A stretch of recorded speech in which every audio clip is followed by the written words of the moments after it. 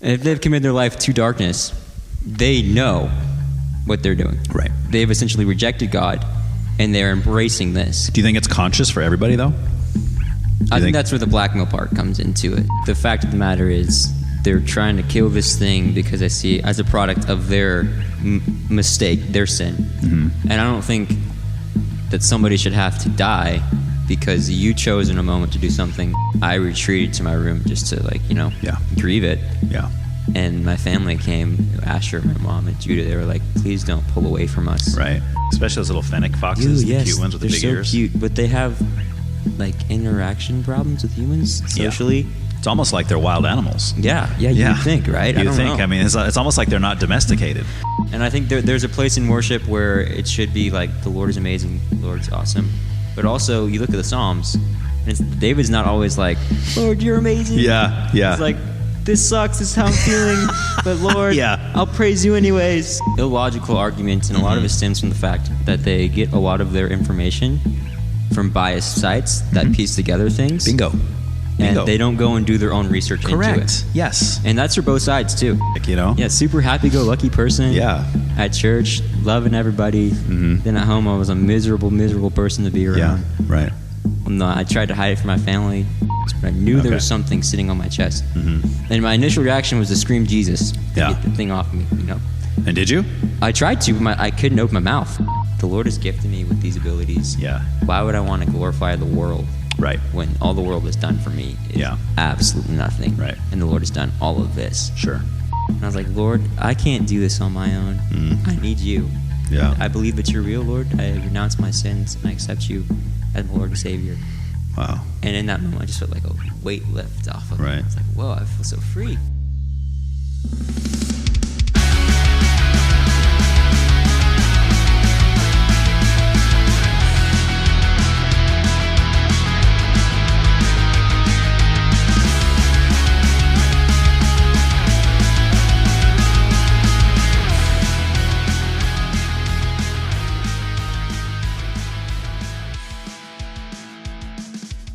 Hello.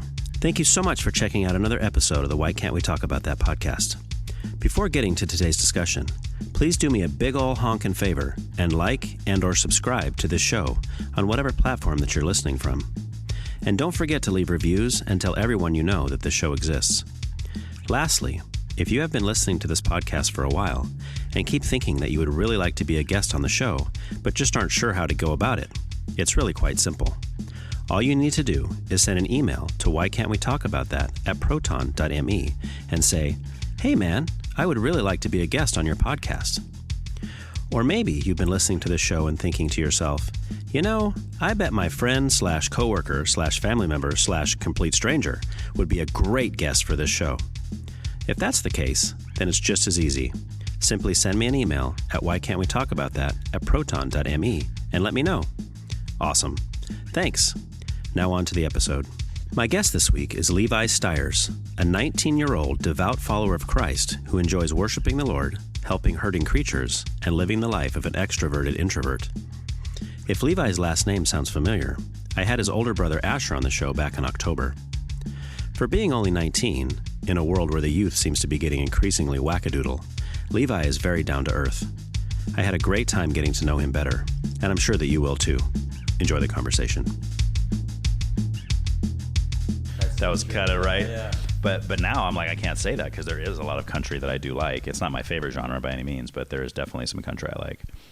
All right. Well, the first thing I do is I'm going to throw 3 quick questions at you, just like a quick answer to get kind of where we're going with each of these 3 topics. Okay. And I'll give you a chance to flesh them out as we go. So the first one, you might have a hard time with this one based on what you just said, but the first one is like, if you had to pick one genre of music that was your favorite, what would it be? Oh, definitely be gospel. Gospel. Cannot go without gospel. Like gospel meaning gospel meaning just Christian music in general, gospel, like not like the old gospel music. Okay. It's good. Okay. But like the newer Christian more worship. like worshiping kind of music. Okay, gotcha. Okay, so like K-Love kind of stuff. Mm-hmm. Okay, all right. And politically, do you tend to lean more right or left? More right leaning. More right. Okay. And in one word, describe your spiritual beliefs. One word. Oh, or 2 or 3. I guess it could be more than one word. I'd say juicy. Juicy. All right. Hey, I tell you what, man, that's no one's ever said that one before. That's a first. Are we recording right now? We are. Oh, let's go. We're in it, man. We are in it. We've been recording the whole time, but like I said, I'm going to probably start it right at where I'm asking these 3 questions. So, do you want juicy straight on the record? Yeah, let's keep juicy in there. All right, cool. That seems like the most Levi thing I've ever said. Yeah, there you go, man. I like it. All right. Well, this is going to be cool. I don't really know you at all. I mean, I've seen you at church and I've seen you at the library. You know, we talk here and there, but I don't really know a whole lot about you. Obviously, I had your brother on here and we had a lot of good discussions. Did you listen to his at all? Or Okay. I'm here to debunk a lot of what he said. Oh, good. Good. All right. I like it, man. Family feuding. Yeah. So, but I have what I've heard from people that know you is that you're the same as your brothers. You guys are funny people. You're funny, and I got that firsthand talking to Asher, your brother Asher. But so try. Yeah, try. So yeah, just kind of give me a breakdown. I know you're young. How old are you? I'm 19. 19. Okay. So yeah, just kind of give me a breakdown of life up to this point. This long life you've had so far. Man, I got to go through my whole life story. Okay. Let's think. So I was born in Arkansas. Was raised there till I was 7. Wow. We lived out in the country. That was pretty fun. Okay. And then my parents wanted to have like a new start. So they wanted to move to California. Okay. Because my dad wanted to be a teacher. And he looked into all the school districts and he realized that Santa Maria was the one that paid the most. Okay. Because they have a lot of immigrants. Okay. Is that a word I can use? Yeah. Okay. Course. I just want to make sure. Yeah. That was, yes. Why would that make it pay more though? Just because there's a lot more in the school district, so they get a lot more funding for after school care. Oh. Because their parents are out in the fields. Gotcha. More like latchkey kids kind of things. Okay. Gotcha. So he looked into that and he's like, all right, California, we're going to make that happen. Yeah. But before we left, I got very ill with appendicitis. Which is crazy because we went to a few doctors and they couldn't tell us what it was. Okay. We went to, I think it was urgent care originally, and this doctor was like, it could be appendicitis if he can jump. And he's okay, he's fine. So I was in so much pain at this point in time, and I could not use the restroom. It was crazy. Oh, boy. You're like 7 years old at this point? Yeah, I was 7, yeah.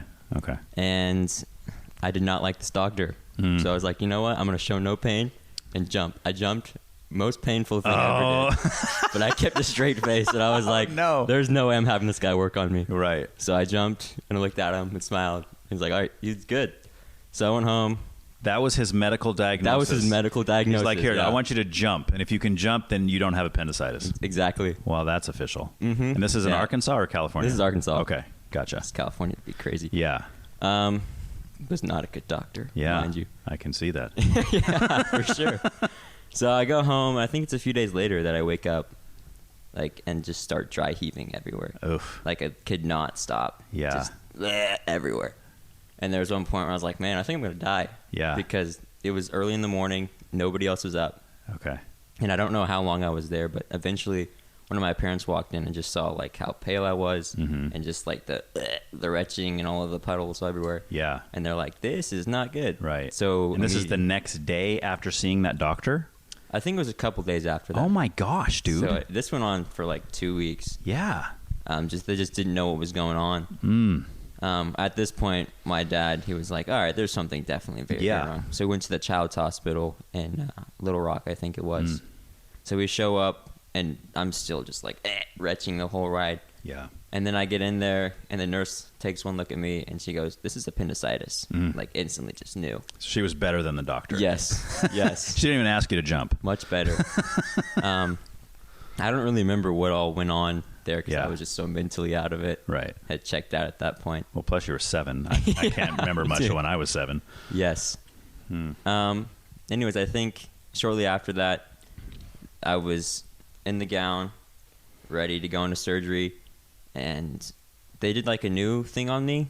It was laparoscopic. Yeah. Where they just go in. Yeah. Through your here. Cut single hole. Isn't that nuts? It's I can't really believe strange. that. How do they do that? That's insane. Well, to me. we do it sometimes because I work in a vet clinic. Oh, you do? It's like a surgical specialty center. Okay. Okay. We do that sometimes, and it's pretty interesting. Yeah. Do a lot for gastropexies or for ovary removal. It's pretty interesting surgery. Yeah.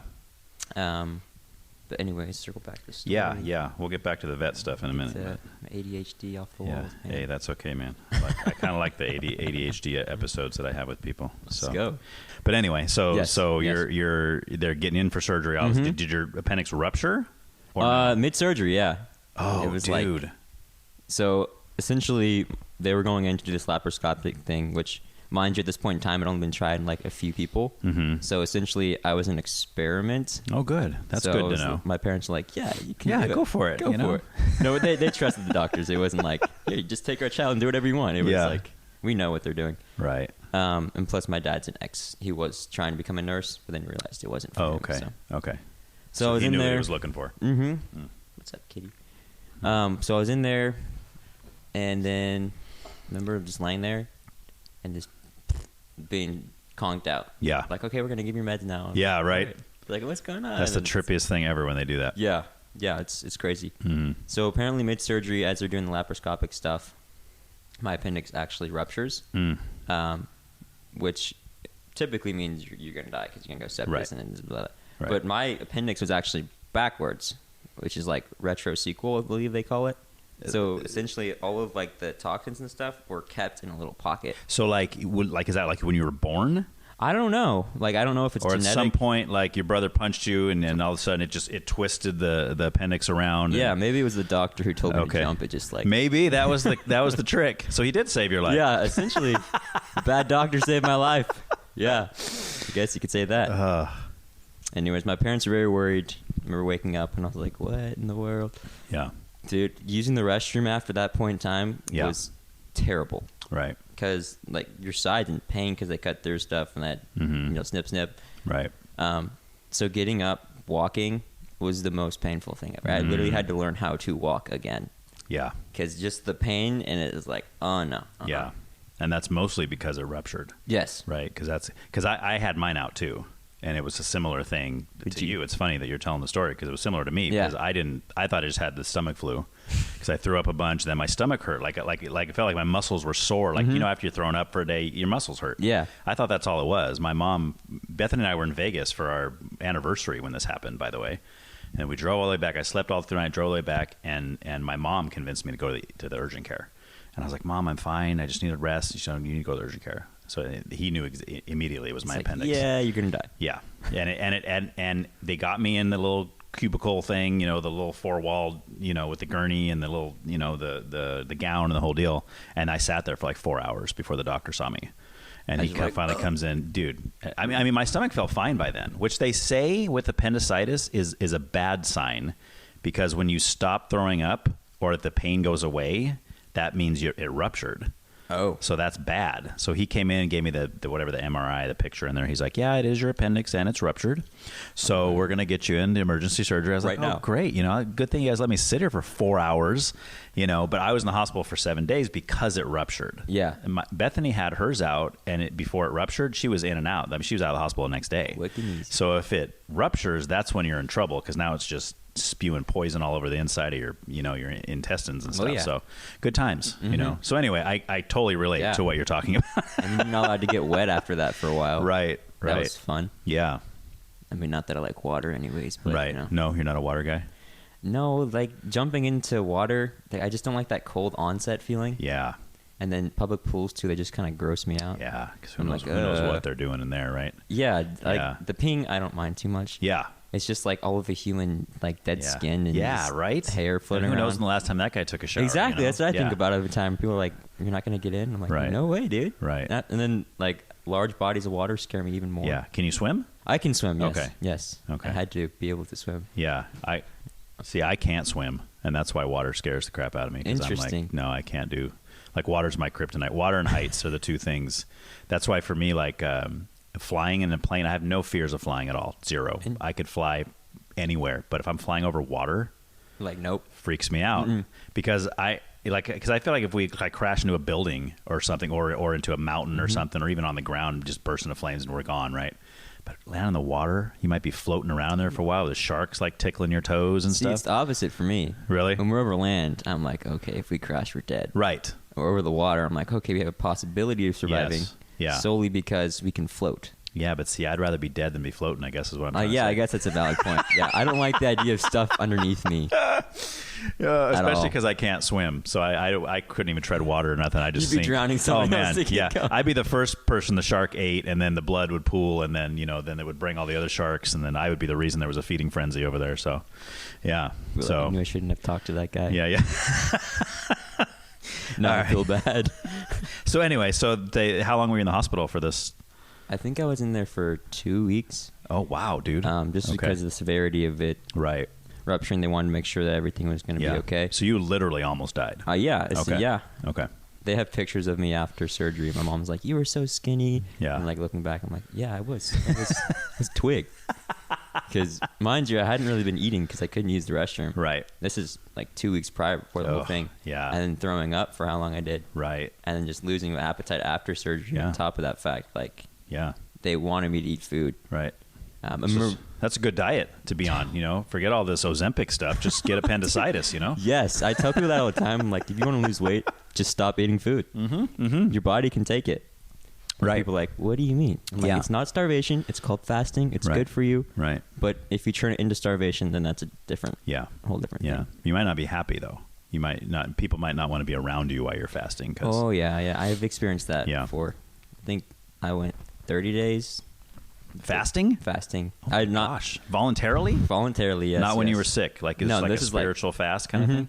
30 days? 30 days. Dude, that's some Gandhi kind of stuff right there, man. I'm not proud of it because of the fact. Dang. Like, I would drink smoothies during it, once a day.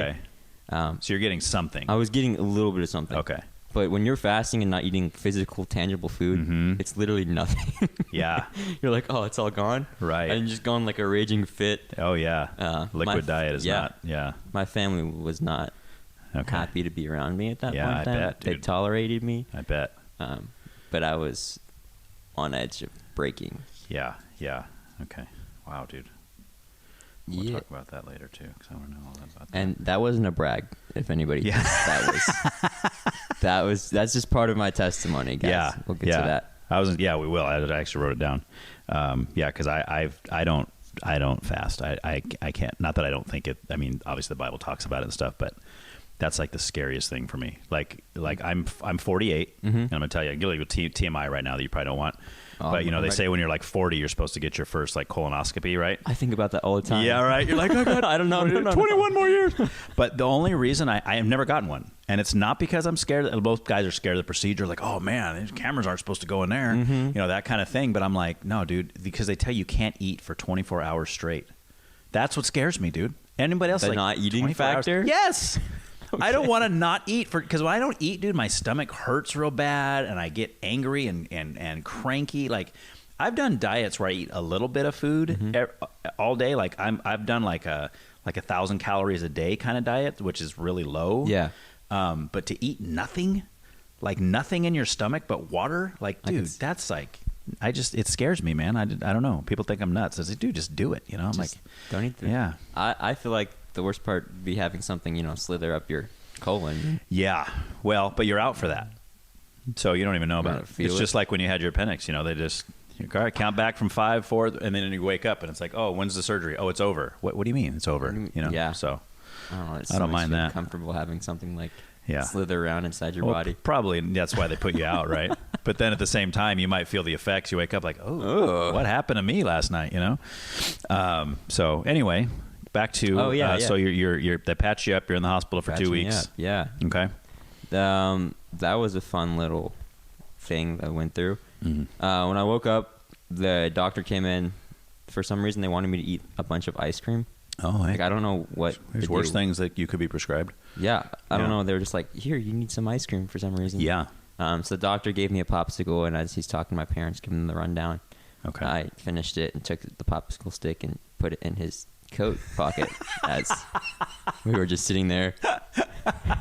And my dad saw me do it, and he's like, "You got to take that out." Yeah. Like, he didn't say anything, but, and your He gave you the look. like... And I just sat there and spat at him. Like, I'm not going to take it out. That's awesome. Nope. Anyways, the doctor, my parents told him, and the doctor found it. It's like, oh, what is this? Yeah. And that was a fun story my parents like to bring up. Okay. But yeah, I was in the hospital for a little while. I got to wander around like the interaction area and see a bunch of other kids. Okay. Was it a children's hospital that you were in? Okay. There was a bunch of other kids who had appendicitis, like I did. So I guess it's a very common thing for the area. That's weird. Which is, kind of interesting. Yeah. Little genetic experiment right there. Yeah. Yeah. I remember there's this one kid who had to be on oxygen, and he had something else, like a canister, attached to him. Yeah, like a colostomy bag, or whatever, yeah. And his was because after he had the surgery and they let him leave, like, they tell your parents, do not let them get wet at all. Don't. Because you risk infection. Right. And first thing he wanted to do was to go swim. And his parents were like, yeah, you can go swim. All right, buddy. They told him, yeah? Yeah, they told him, yeah. What does that doctor know? So, yeah, he comes back, and now he's got the suction thing.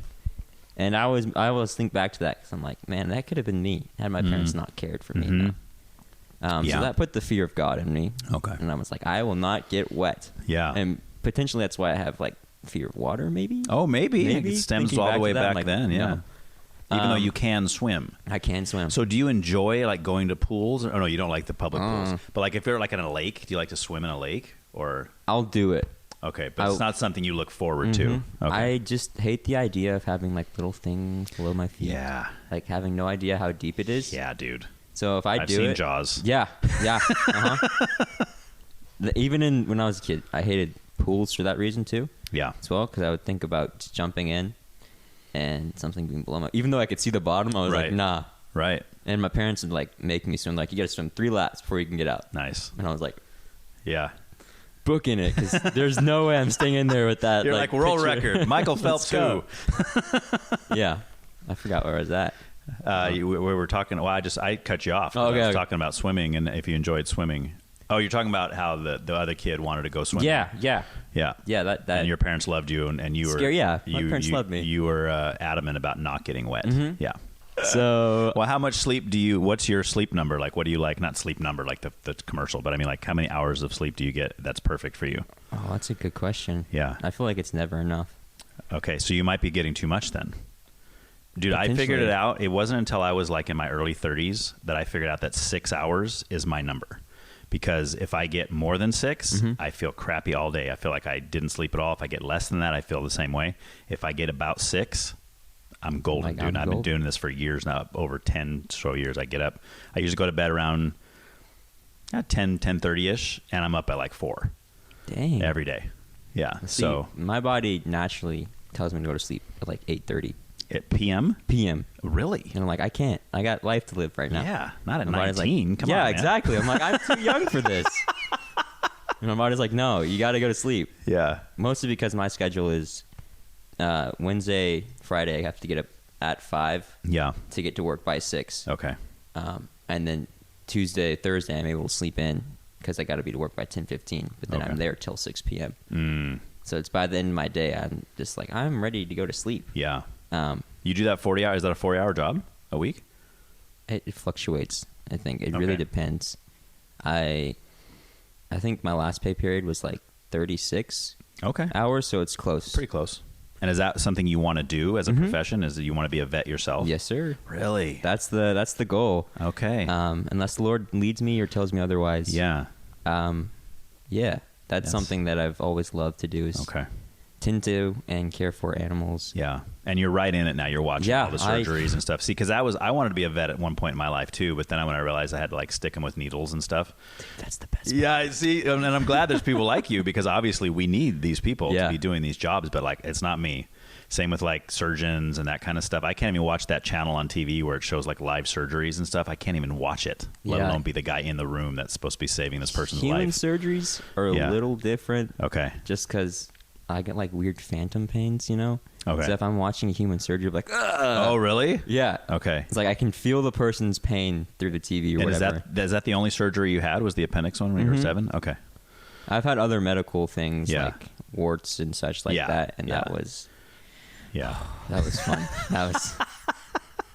Yeah, dude. I went in so many times for that because nothing seemed to work. Yeah. I remember when I was younger, they took like what's the dry ice? They took like a syringe of like, I don't think it was dry ice, but like the gas it emits. Okay. Super cold. Yeah. I think it's nitrous. Like nitrogen. Nitrous oxide or something? Yeah. And they were going to freeze my warts off. Oh, yeah, yeah. Like, the syringe was like that big. Yeah. And I was like, absolutely not. I was squirming on the table. Yeah. They had to hold me down, and even then I was not happy. Yeah. So you hear something weird. I have a couple moles that I've had my whole life, and I've always wanted to have that done. Yeah. And I haven't yet, but I've always thought that would be cool to have somebody freeze something off of my body. Maybe now. Yeah. I don't know. I'm older, maybe. It seems cool to me. Yeah, and it was definitely. It wasn't cool in the moment, but looking back, I'm like, that's kind of interesting. So it was like that stuff they used to make the ice cream over at Night Creamery. Oh yeah, yeah. Is that stuff where they just it was all that smoke. You could feel it. It was cold. It was definitely freezing, and they missed the warts because I was moving so much. So they hit my skin. Freaking out. Yeah, You're all scared. So I literally have like a scar about that big. Yeah. On my leg, it's just like dead tissue, and it's just like nice. Nice. They got the skin area, but not the warts. Yeah, the wart was like around it. Right. So they missed it entirely. And do they still charge you? I would have been like, I'm not paying for this. I'm not paying for you stabbing my leg like that. Right. It's like you did nothing. I'm the same as I left here. Now you made more problems. That's now I have this weird thing, you know? Yeah. So I think they did still charge me because I think they thought they got a little bit of it in. Yeah. That's a doctor's kind of way of saying I'm not trying again because it was tormenting me. You're too squirmy. Exactly. Yeah. They have to knock you out. They give you some anesthetic. Dude, I would have loved that. Honestly, if they were just like, you just wake up, all your warts are gone, you know? I would have loved, honestly. Yeah. I got so over going to the doctor and doing stuff with warts that I just had them all over that I took a nail clipper and was like, I'm not doing this. And I literally went around my whole body and just started cutting them out. Yourself? Myself. Yeah. Okay, so there you go, veterinarian. I was like, you know what, this is painful, but I'm never going to the doctor to do that again. Wow, dude. That's gnarly. And they haven't grown back, so I was successful in my operation. Yeah. And then, you know, when kids do that kind of stuff, they think it's like, you know, you're, what they call it, self-harm and that kind of thing. You know, but you're just like, I want these warts gone. Mine you're like, I'm not suicidal. I just want these warts gone. My parents didn't know that happened because, I don't know, they just didn't see it, I guess. Okay. And I just went to town. Yeah. It's like, never again, ever. And my older brother, he'd come up to me, he's like, how did you get your warts off? Because we all had like the same thing. Oh, apparently, really? It's like genetic. Yeah, I guess. Okay. I was looking into it, and apparently kids are more susceptible to like the disease that causes it. Okay. Just because your immune system isn't fully developed. So the work you're doing for the vet clinic, are you just like like when you see in the doctor shows, like, give me a scalpel, give me this, you know, you're like person hand stuff off kind of guy, or what are you doing specifically? I'm not the surgical assistant with him. Okay. I have done a few surgeries with him, which has been awesome. Oh, okay. I just recently, last week, got to do a splenectomy with him. What's that? So that's where you go and you cut the abdomen open, and then you remove a portion of the spleen because there's a mass on it. Oh, splenectomy. Okay. Typically, it's a hematoma, which is just a bruise or a collection of blood. Okay. So we cut that off. What kind of animal? It was a dog. A dog, okay. It was like a Frenchie, I think it was. Oh, okay. So it's kind of small. I like Frenchies, yeah. But I got to stick my hand all the way up in there. Wow, dude. Yeah, that was You say you got to. I got to. You seem like that's very exciting for you. Mm-hmm. Seeing it, I was like, whoa. He actually told me to stop asking questions mid-surgery. And then he asked me at the end, he's like, did you learn anything? I was like, I learned to stop asking questions. And he stared at me blankly like, okay. That's funny. All right. Yeah, no, my job there is I'm kind of like the patient care specialist, essentially. So when patients wake up from surgery, I get their TPRs, which is getting their temperature, you know, how you do that for animals. That's my favorite part. Oh, just go rectally, right? Yeah. Oh, fun times. Heart rate, respiration. Do they ever look at you and go like, what's wrong with you, man? Oh, dude, all the time. Yeah, they freak out sometimes. Yeah, we can't blame them. There's a reason why humans don't do it that way anymore, you know? Oh, yeah. I'm sure somebody got slapped in the process, among other things. They're like, guys, there's other places we can put this to get the same result, you know? It's just the most easy access place for a dog. Yeah, because a dog's not going to lift their tongue. You're not going to, I mean, I don't think even like the forehead ones you can use on humans. You'd have to find like bare skin on a dog somewhere, I guess. But we had one that you could read wirelessly. Okay. Beep, but we tested it with the actual thermometer, and it was off. It was off. Oh, and bummer. for our ease of use, we continued to use it in the clinic, and then doctor found out, and they hid it from me. Oh, really? Yeah. He's like, no, you cannot use this. It is not accurate. Man. And I was like, I guess I deserve that, but you know how hard it is to get a squirming dog. Oh, yeah. And sure. Yeah, it's a little difficult. Yeah. But yeah, I take care of them waking up. I help prep them during surgery. Okay. Or before surgery, prior Which to. entails what? Like. So I'm restraining the patient on our treatment table. Okay. Which it looks like me just. Are they knocked out at this point? We give them a pre-med. So Like I go back there Okay. with a needle. You grab their the fold of their neck back here. Yeah. Bevel up. You go in. You pull back. Negative pressure. No blood. Inject. Okay. And it just kind of calms them down, or does it knock takes them like out? 30 minutes because it's morphine and dextromethor. Okay. So that essentially in 30 minutes makes them throw up, and then they're kind of out. So They throw up every time? That's just a given? It's supposed to make them throw up, Okay. just in case they ate something. Oh, so they're on an empty stomach. Yes. Just So like we when have we them go in for fasted for surgery. a whole day. Gotcha. Okay. Just so if we have to intubate, which we do. Yeah. They But with a don't- dog, you never know. Like you can't tell a dog no eating after midnight because they you don't know know. he might find a snail or a piece of grass or something he's eating, whatever. That's happened before. Yeah, exactly. Actually, the dog we did a splenectomy on, I gave him the pre-med. I come back 30 minutes later to pick him up. And he's thrown up and he's laying in his throat. Nasty. Nice. I'm like, yeah, Like a okay, drunk. buddy. Yeah, exactly. Yeah. It's like, you guys got to get better at this. Yeah. And he threw up this earbud. It's about that big, and I was like, dude, how did you even eat that? Like an AirPod earbud or like No, an earplug? Earplug. Oh, okay. I was like, dude, I don't know who has that big of ears, Right. and B, how you got that thing in you, because Yeah. that's crazy. Oh man. And that's just among some of the things that I've seen come out of dogs. Yeah. You could probably write a book all about the experiences. I you've had could. there, yeah. I could probably traumatize some people with the stuff that I've done that I'm actually proud of. Yeah. Mind you. Yeah. You should someday. Once you have a couple more years on your belt, Yeah, you can for call sure. it like vet practice confidential or something, and all these. Maybe I'll make an cool animation. stories. I've been actually thinking about making an animation about it. Yeah. Where it's like vet med adventures with a random person getting into vet med and all the crazy stuff. Do you animate? Are you a drawer? Are you an artist? I like to think that I am. Okay. But I probably have a whiles to go. Okay, but you enjoy it. I do enjoy drawing and such. I don't do it enough. Okay. But if I did, that's probably what I would do. Yeah. Hey, you never know, man. You could have an award-winning. I know. That's the way all these guys get started. Whether it's South Park or Beavis and Butthead, like these crudely drawn. You're like, that's not even good art. But here we are, 30 years later, and this stuff's still popular. And these guys, just these two little nobodies in Colorado, just write this stuff out. Yeah, and here you go. So you just never know. But yeah. The things I think of but never do. Yeah. See, and that's my regrets. Yeah. Because I'll tell you, don't not do those things, because now that I'm older, I look back on all the stuff I wanted to try that I never did, and like artistically think, because I'm not an artist, I can't draw to save my life, but in other areas that I'm like, oh, I could have done that. I always wanted to try that. And now that I'm older, I'm like, oh, I can't do that now. And people say, yes, you can, just go for it. It's like, oh, dude, I'm 48 years old. Like I can't, I can't do that kind of stuff. But so don't not do it, man, because you're going to regret it someday. Just do it now, especially before you're married and you have kids and stuff. You got your whole. It's all about you right now. Food for thought, yeah. Yeah. I'm a single man. I got everything going for me. There you go, dude.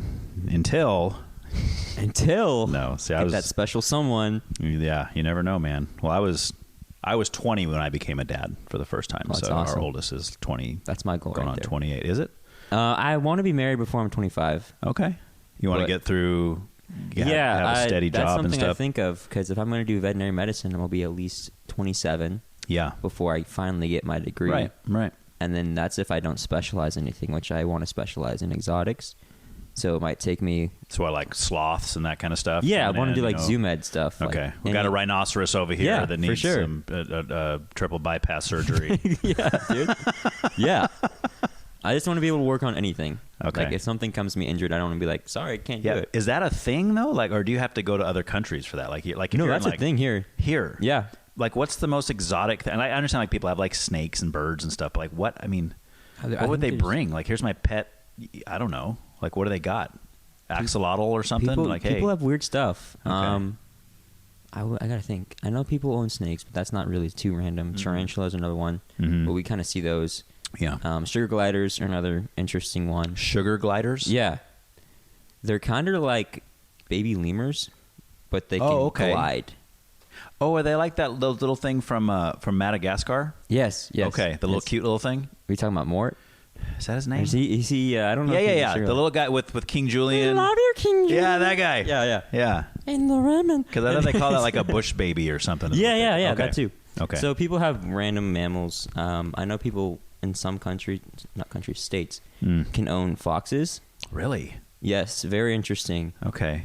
California, I would love you to own cannot. a fox. That'd be, especially those little fennec foxes, the cute ones with the big they're ears. so cute, but they have like interaction problems with humans socially. Yeah. It's almost like they're wild animals. Yeah. You'd think, right? You'd think. Know. I mean, it's almost like they're not domesticated.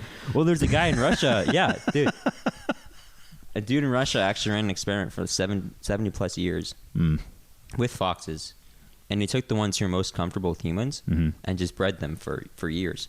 And then eventually he found that because he was breeding the friendlier ones, like their physical appearances started to change and they started to look more like dogs. Really? So instead of having sharper canines, they became more rounded. And because they got nicer. Yeah, because they became less like aggressive. Yeah. So they wouldn't need their sharp canines to fight or whatever. And their ears became less pointed as well. They became more rounded. Their tails became more like dog tails. Yeah. It was very interesting to watch this study. Well, they're part of the dog family anyway, aren't they? Yeah, they're in the canine family. Okay. Huh. It's very interesting. Like, dang. Okay, so you want to specialize in like weird stuff. Yeah. But you're still going to know the normal stuff too, because you probably can't make a full living on, See, that's the problem. I just can't fully just go be like, guys, I'm a lion doctor. Yeah. Well, dude, I'll tell you what, I don't know. I'm sure you knew that I worked at Neverland for a while, and he had a zoo out there, and I would watch these specialists that would literally come out there, like if the giraffe was sick, or the tiger or something, like they would have these. I was like, man, I can't imagine what that guy's getting paid just for this one day of a house call to come out to the ranch and be like, all right, your tiger's got the flu. Especially since your clientele is rich people, right? They're willing to do whatever it takes, right? Exactly. So, there's definitely a market for that. I mean, that was kind of a unique thing because it's close by where we live. This guy has a zoo out in the middle of nowhere.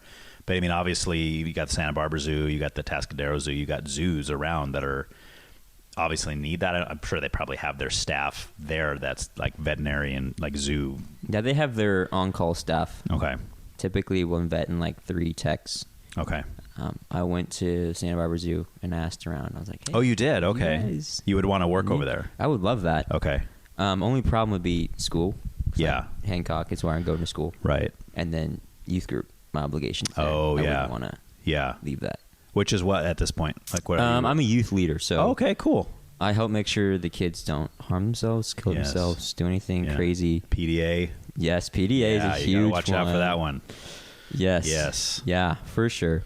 Yeah. And then I'm one of the youth worship leaders, so I help. Okay. Lead people. By the way, dude, I never got to tell you when you sang up there for the regular. I was like, I was floored, dude. I was like, whoa.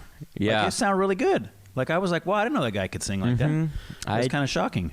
I took a break for a while. Okay. Mostly because of everything that was going on in my life, and I just needed to step away. Okay. And now I feel like the Lord's like, okay, you're gonna come back to worship. Yeah. And I'm like, all right, Lord, I trust you. Yeah. So, I mean, I knew you had done it because Addie had told me before that you guys had done it together in youth group before with the group of you. Yeah. And she had mentioned your name before as being someone on the team, but I never heard you sing or, in the first couple Sundays I saw you up there, you were just playing guitar. And I was like, okay, cool. And then that one is like, whoa, he's singing lead? Like, what is happening? Comfort instruments. Yeah. Guitar. It's kind of like, whoa. So, yeah, that's cool. So, do you like... I'm getting kind of schizophrenic now. I'm going all over the place. Dude, I love it. Do you write your own music or do you just... I do, yeah. Okay. I get to the point where I write lyrics out and I'll have chords and sing it. But producing it, that's just not my forte. Like getting it onto a physical platform or virtual platform, I should say. Because you don't really know how or because you don't have a desire to do so? Because I don't know how. Okay. If somebody was to sit down and be like, this is how you do X, Y, and Z, I'd be like, oh, yeah. Okay. And because I really want to make an album titled, like, Origin Story. Yeah. Of just my whole life and how the Lord's been good through it and consistent. Okay, so the songs you're writing are personal to your own experiences. Yes. That's cool. I because every instrument I've had has been given to me. It's like a deeply personal thing with me. Music is between me and the Lord. Yeah. So I'll struggle when people are like, hey, can you play this song that's not related to like Jesus, or like ask me to play something.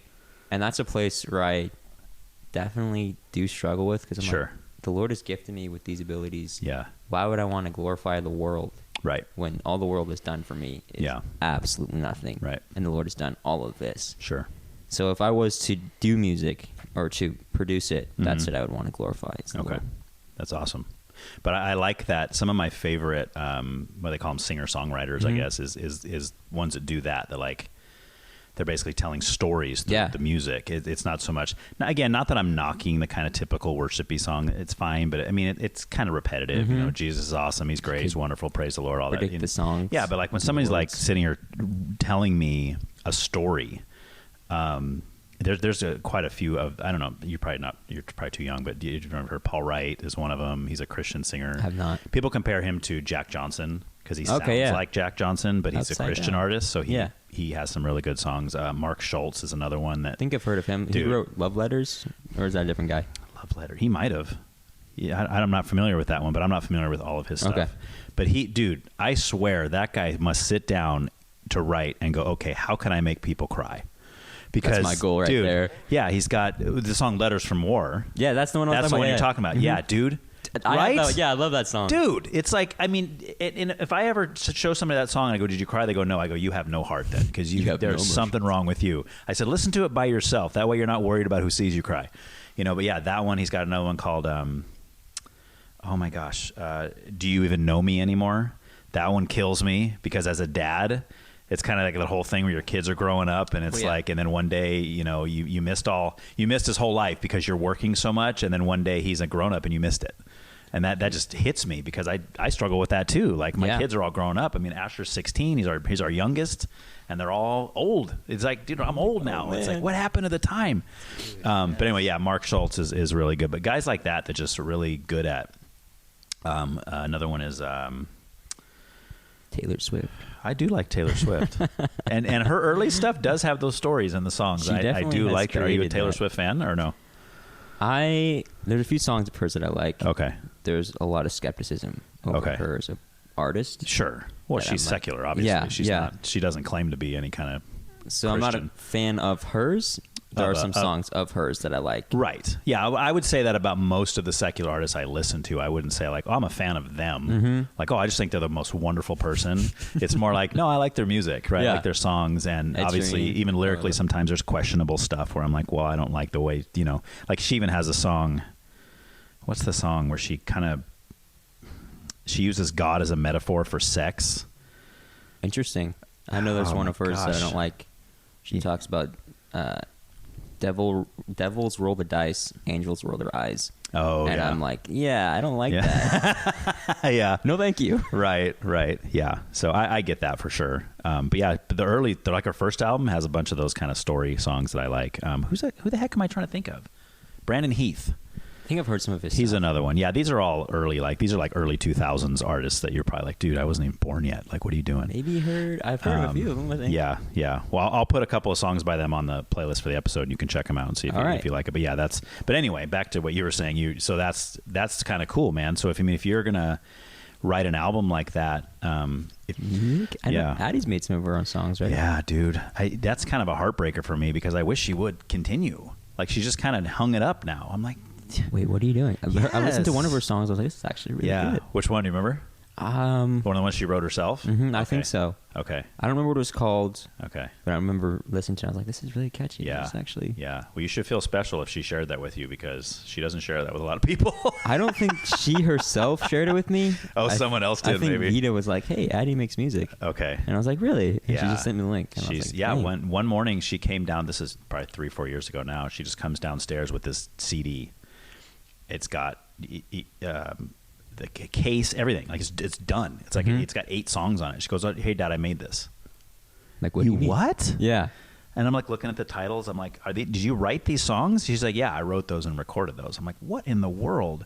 And I still have it, of course, but she won't. It's not, she looks back on it now like, oh, that was so bad. That was so terrible. It's like everybody does that to their early stuff. You should have heard my first song. Played at Java and Jams. Oh, my gosh. Oh, yeah. It was bad. I might have. No, I don't think I was there. I've been to a few of those. But, yeah, I don't think I was there for that one. But, yeah, but everybody does that. You know what I'm saying? Like, your early stuff, you're not going to enjoy as much. Yeah. That's just the way it is. But that's good because you're improving. You're perfecting your art.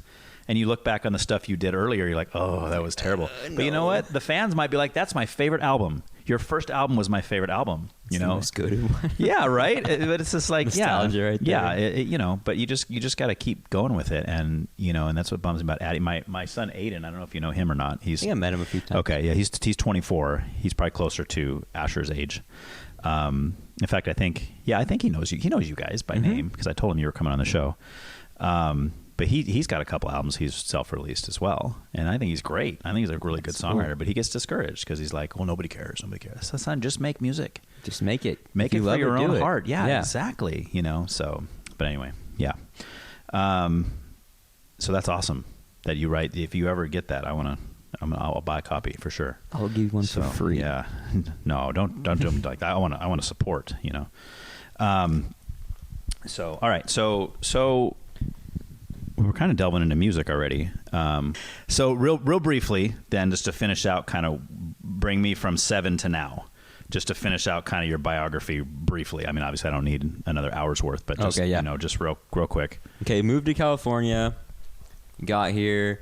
We couldn't find a house. We eventually found a house thanks to the guy who used to do drums for Calvary? Les something? What's his name? I think her name was Carol. I don't remember her last name. Carol. That's his wife's name? That's his wife's name. I don't remember his name. But James? Yes. Yeah. Oh my gosh, what was the last name? I didn't know he played drums. That's why. That was before we went there again. Oh, okay. We went to Calvary back in like 2000. Oh, dang. And then we left for a long time, and then we came back. And by the time we got there, James and Carol had moved to wherever they're at now. But anyway, yeah. Anyway, so we met them by the grace of God because they were living out of a hotel and we could not find a place. So they helped us get into an apartment complex, and then, which I'm sure you've heard from Asher, all our crazy stories there. We lived there for, a while, maybe 7-9 years. Okay. Probably closer to 7. Okay. And then we moved again to our own place when Asher was in his senior year. Because my dad was like, okay, kids are getting older, they need to have their own place. So we started renting like an actual house, 3 bedrooms, or was it 4 bedrooms, 2 baths. Awesome. Amazing. And the time was just the three boys, right? Yes. Your mom and dad and the 3 boys. Okay. And then right around that next year, this would be my freshman year of high school, my dad passed away. Right. And that was not fun. And then that started my whole spiritual journey. I knew I was saved prior to this. I got saved in 3rd grade, just right. Oh, we're gonna talk about spirituality stuff. We later. are, yeah. Okay, so I'll skip through this. Yeah. Just so we had some juice for later. Yeah. Anyways, you did say juicy. Juicy. So. It is very juicy, man. There's a lot to it. You got to chew it. That's like good. Putting a full orange in your mouth. It's chewable juice. Yes. Yeah, that's why I like it. Pulpy. You know. Okay. It's like when you have an undercooked steak. Yeah. And you're like trying to chew it and you end up choking on it. That's how good it is. It comes up a few times. Nice, dude. You get to re-taste it again. Yeah. So you're what, like 13 when your dad passes away? I was 15. 15, okay. And right around this time, he gave me my first guitar, which started my whole... Oh, wow, dude. Like, musical journey. Wow. My first song actually was about him. Okay. Or lyrics. Yeah. But I have never finished it. Oh, okay. So I have it. Yeah. Anyways. Did you write it after he passed away? I wrote it the first night he went to the hospital. Okay. I remember being just in tears. Yeah. Like, Lord, why is this happening? And at this point, like, I was kind of distant with the Lord anyways. So I was just going through a lot. Yeah. And I jotted these down. I was like, man, this is how I'm feeling. We'll circle back. Yeah. I got to get through this. Okay, so then that happened. Finished high school. Was doing worship for Calvary. Involved with the Calvary youth group. And then I think a few years after my dad passed, like 2 years, my mom meets somebody else. Then within the next year, they get married like very quickly. We sell our boat. We sell my dad's motorcycle. We move. Asher moves away. Yeah. Or goes to Norway. Okay. So it's literally just me, my little brother, in a new place everything like those familiar is gone, you know? Yeah. And then on top of that, my mom gets pregnant. Right. So I'm like, dang, my whole life is churning around. Right. And then at this time, I'm still struggling with like depression, lustful desires, all that stuff. Yeah. So at this time, there's just so much turmoil. I just couldn't keep going back and forth to Calvary and to back home. Just emotionally, it was taking a toll on me, and I needed to have my own place. So eventually, the Lord was like, "All right, you can go." Okay. So I took a pause from Calvary. I didn't think I was going to come back, and then that's where He started to heal me. And then, did you go somewhere else, or did you I did left not Calvary go to church at all? My stepdad is a pastor at Oak Park. So that's where I started. Oak Park? Yeah. Is that AG? Mm-hmm. Okay. It's on Oak Park. That's why it's called Oak Park. Is that where your mom lives now, is AG? Yeah, we live in AG. Oh, okay. We live towards Lopez, out that way in the country. Nice. So it's just a nice like the old days. Mm-hmm. It's a nice little retreat. It's like Arkansas and California. Oh, yeah. You know? I didn't know how much I missed it until we got back in the country. And I'm like, I could never live in the city again. Okay. Anyways, and the new baby is a boy also, right? Okay. David, all boys, man. Straight across the board. Sir. I just had to drop off this morning. Yeah. Oh, the little one. Yeah. My parents are out on like a retreat this weekend. Oh, nice. And I'd already planned this with you prior. Yeah. And they're like, so you good to babysit? And I was like, I've rescheduled this twice. Yeah. I'm not going to reschedule it again. To be honest with you, when I saw your text come in this morning, I saw your name. I was like, oh, no. Oh, no. And then you're like, I'm going to be a little bit late. I'm like, oh, good. No problem. I was like, I am not canceling.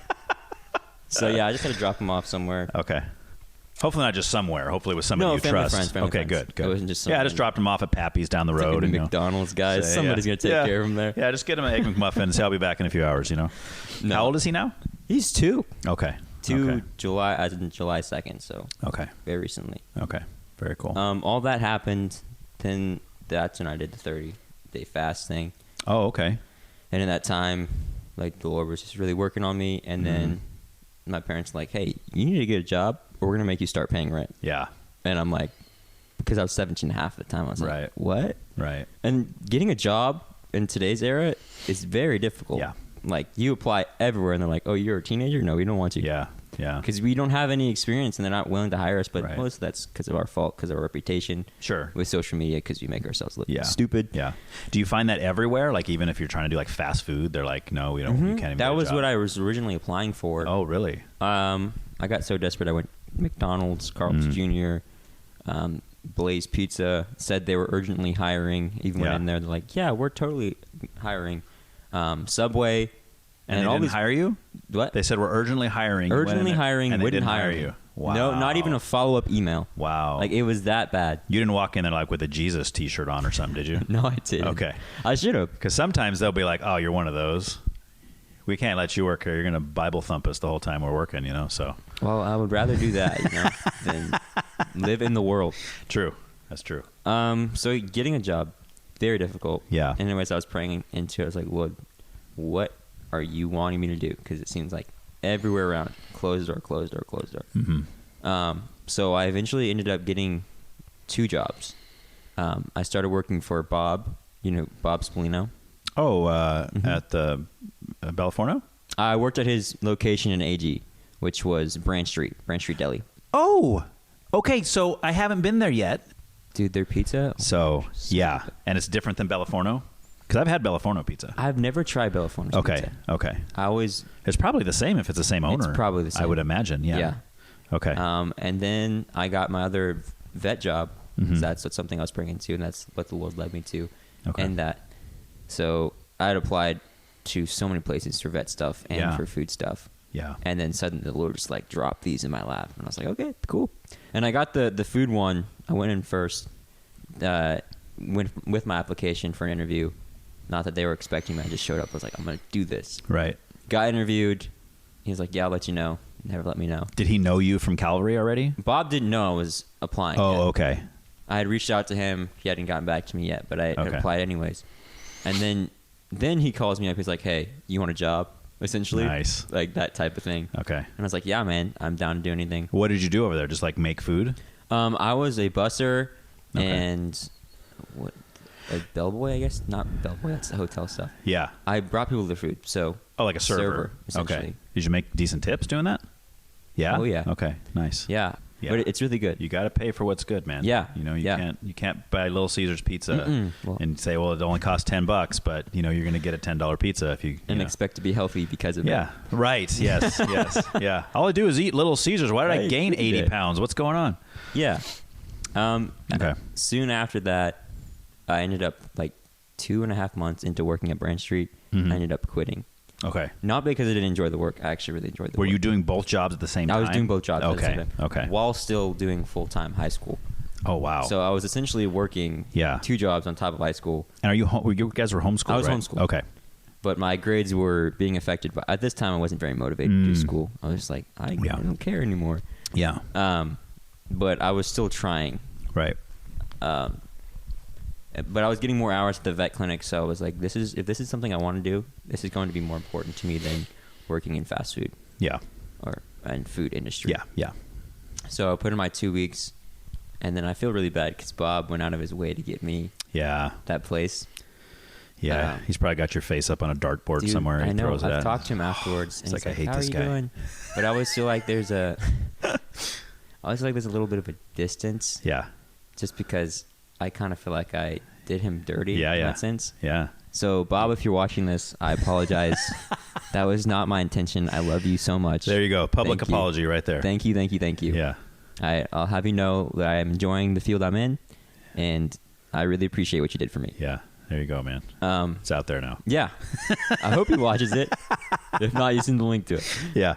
I will. I'll send it to him. Be like, Send hey, that exact part. if you've never listened to a single episode of my podcast, this is the one you got to listen to. So, cool. Yeah, and then I've worked there for 2.5 years now. It's been amazing. Gotten to learn so much. There's still so much more I want to learn. Mm-hmm. And then somewhere in there, the Lord was like, "Hey, you should go back to Calvary. Okay, get more involved with that." And I was like, "What? Didn't I just leave there?" Because I had no intention of going back. I was like, "I'm done." He's like, "No. I want you to go back." Right. So that's where I'm at now. I've been back at Calvary for a year. Okay. Got back into worship and just mentoring people, which is awesome. Yeah, that's cool. Being involved in their lives, which is pretty cool. Yeah, that's really cool. So that's my super quick life story. Yeah, that's your in a nutshell. Yeah. When you left, real quick, when you left Calvary the first time, were you just having struggles of your own, or was it like were you having issues with? There was no leadership issues. Okay.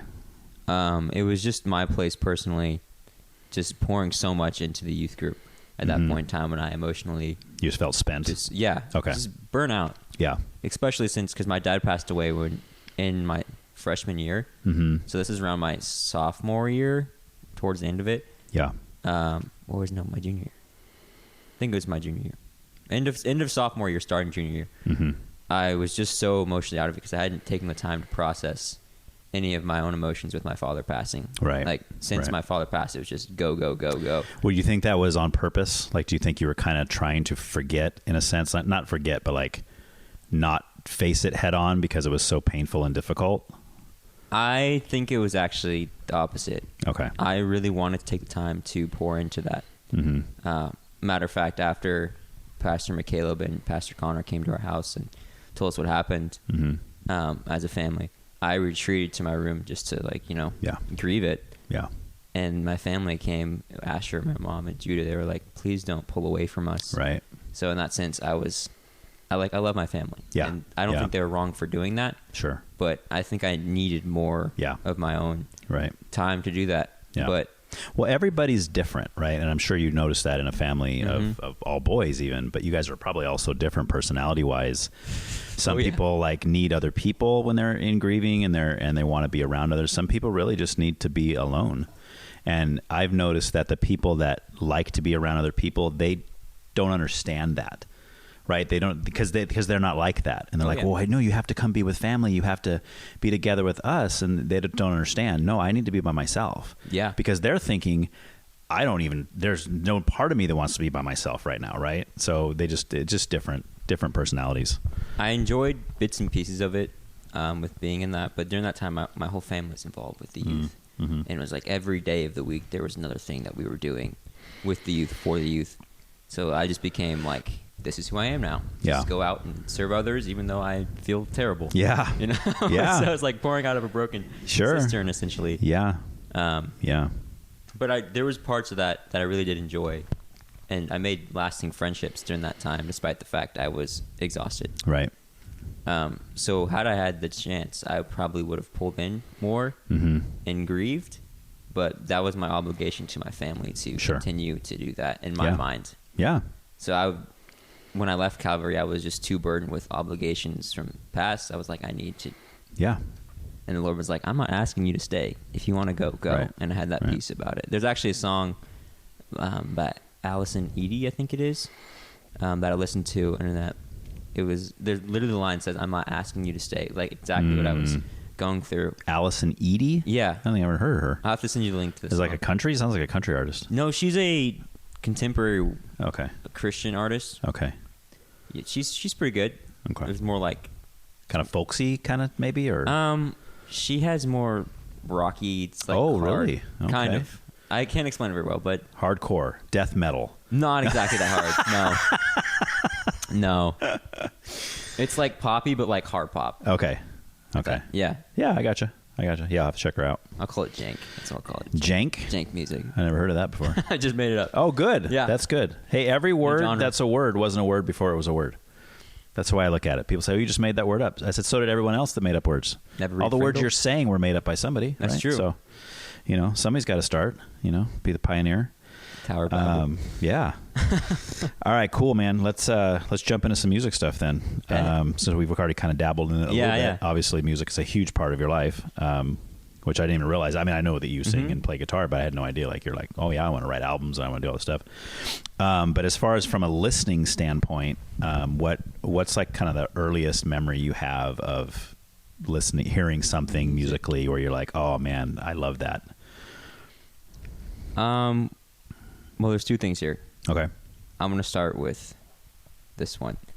My dad he would make us work out when we were younger. Just like lift weights and stuff? Like calisthenically, like push-ups, sit-ups, all that stuff. Cardio and stuff. Yeah. Okay. He's like, I want you guys to be fit. Yeah. And you grew up. Because your dad was military, wasn't he? Yes. Yeah. Okay. Love the guy for it. Like, thank you, Father. Thank you. Yeah, so looking back, he'd always play music in that sense when we were doing it. And there's songs now that he played then. I'm like, oh, man, this is beautiful. Was it like pump up kind of music, though? Because like I know when I'm doing, not that I ever work out, but back when I used to, I'd want something like really to motivate me and get me going. They were more like emotional songs. Really? Like when Hey Brother first came out by Avicii, I think it is. You ever heard that one? No. Avicii. Avicii. The DJ guy. Yes. He's the one that passed away, right? Mm-hmm. Okay. Yeah, I'm not familiar with his music, but I do. He's kind of dancey music, right? Mm-hmm. Like techno-y kind of stuff? This one was like a sadder song. Okay. It was called Hey Brother because it's essentially about this guy. I'm gonna do such injustice. It's okay because I've never heard it, so I'm not gonna know. Maybe the people listening might be like, man, this guy doesn't know what he's talking about. Anyways, it's about this guy who's saying that he's always gonna be there for his siblings or his brother and his sister, which is why it's called Hey Brother. And I think part of it was because he went off to war, maybe, potentially, because in the music video it shows that I think either their father or his brother went off to war and was like, I'm still always going to be there for you. Yeah. And doing that with Asher was like, listen to that song. Yeah. With Asher being there, it's not like, that's how I just think of my brother. I'm like, I'm always going to be there for you. Yeah, that's awesome. And I love him for that. And I love my father for that. So that's the kind of music he kind of got us into. Okay. Like poppy kind of. Yeah. Somewhat motivating. Yeah. Yeah. It wasn't like you were listening to like Celine Dion or something while you're trying to work out, or something really slow like that, That's on my one of my playlists, though. If you want to check it out, guys. Well, I don't mind Celine Dion, but if I'm working out, I need something a little, I listen to sad songs when I work out. Okay. Just me. Like worship or sad songs. Yeah. Or really anything. I can, besides rock, I can't listen to scream. When you're trying to work out? Or period. Just too loud. Oh, okay. Too much. You're not into the heavy stuff. No. Okay. I can't.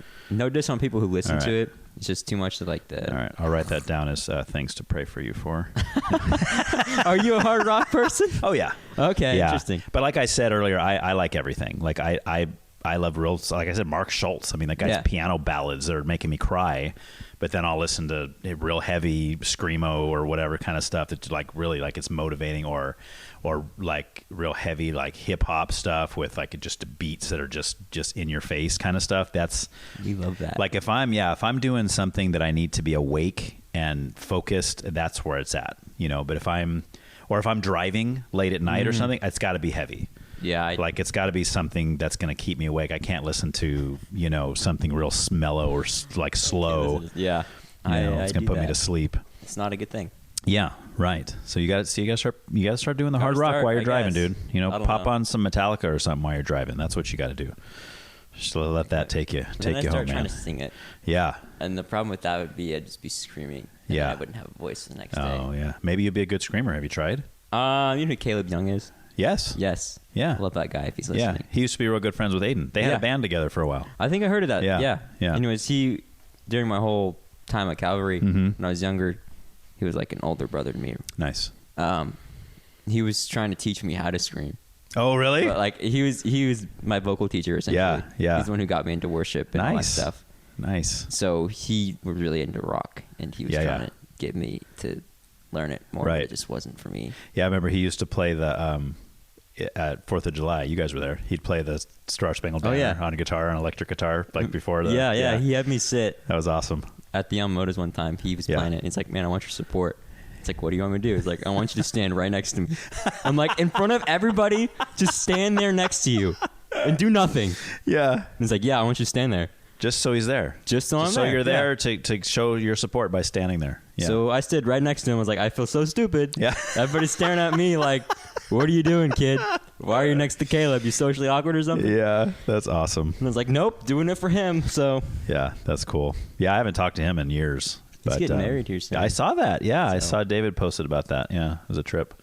You know, I mean, yeah, it's just weird to watch everybody grow up and get married, and you know, all these kids that we've literally known since they were little tiny people. But it's trippy. God. Yeah, totally. So, all right. So your dad is more the one that got you into music, you think? Mm-hmm. Okay. For sure. My mom really wasn't into music that much. Okay.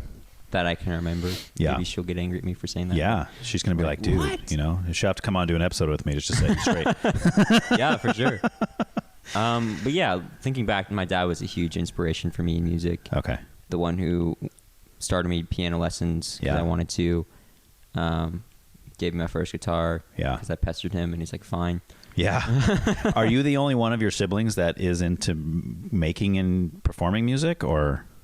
I think all of us are interested in it. Okay. I can't say I'm the only one now because my little brother Judah. Okay. He got an electric guitar. Oh, nice, dude. He likes to mess around with it. Yeah. How old is he now? What, 15, 16? Something like that? I think he's 13, 14. 13, okay. Around there. Yeah. I could be wrong. Again, your mom's going to hear us and go, you don't know your own brother's age?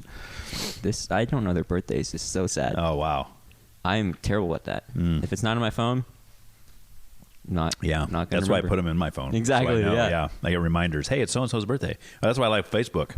Oh, it tells you, Facebook will tell me, hey, it's so-and-so's birthday. Hey. I'll shoot him a text. Hey, happy birthday. Oh, you remembered. Oh, I totally did. I'm going to think about it all week. I've done that a few times. I learned some of these people's birthdays through social media. I'm right. Like, oh, yeah. Awesome. It's kind of a nice little tool there, you know.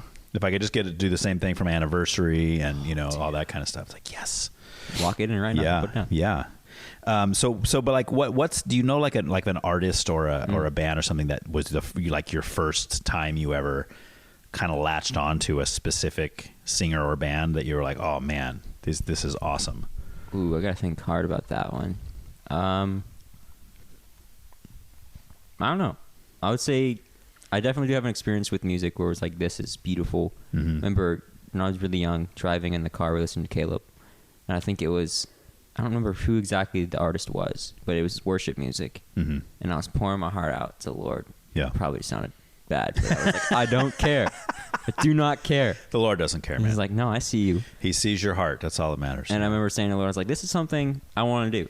I would love to make music, and in that moment, like, music was something I love. I don't specifically have a specific artist that I love them. Okay. Or even now? Even now, yeah. Okay. I have a very wide musical taste. There's nothing like if somebody was playing close by you and be like, oh man, I've always wanted to see them live.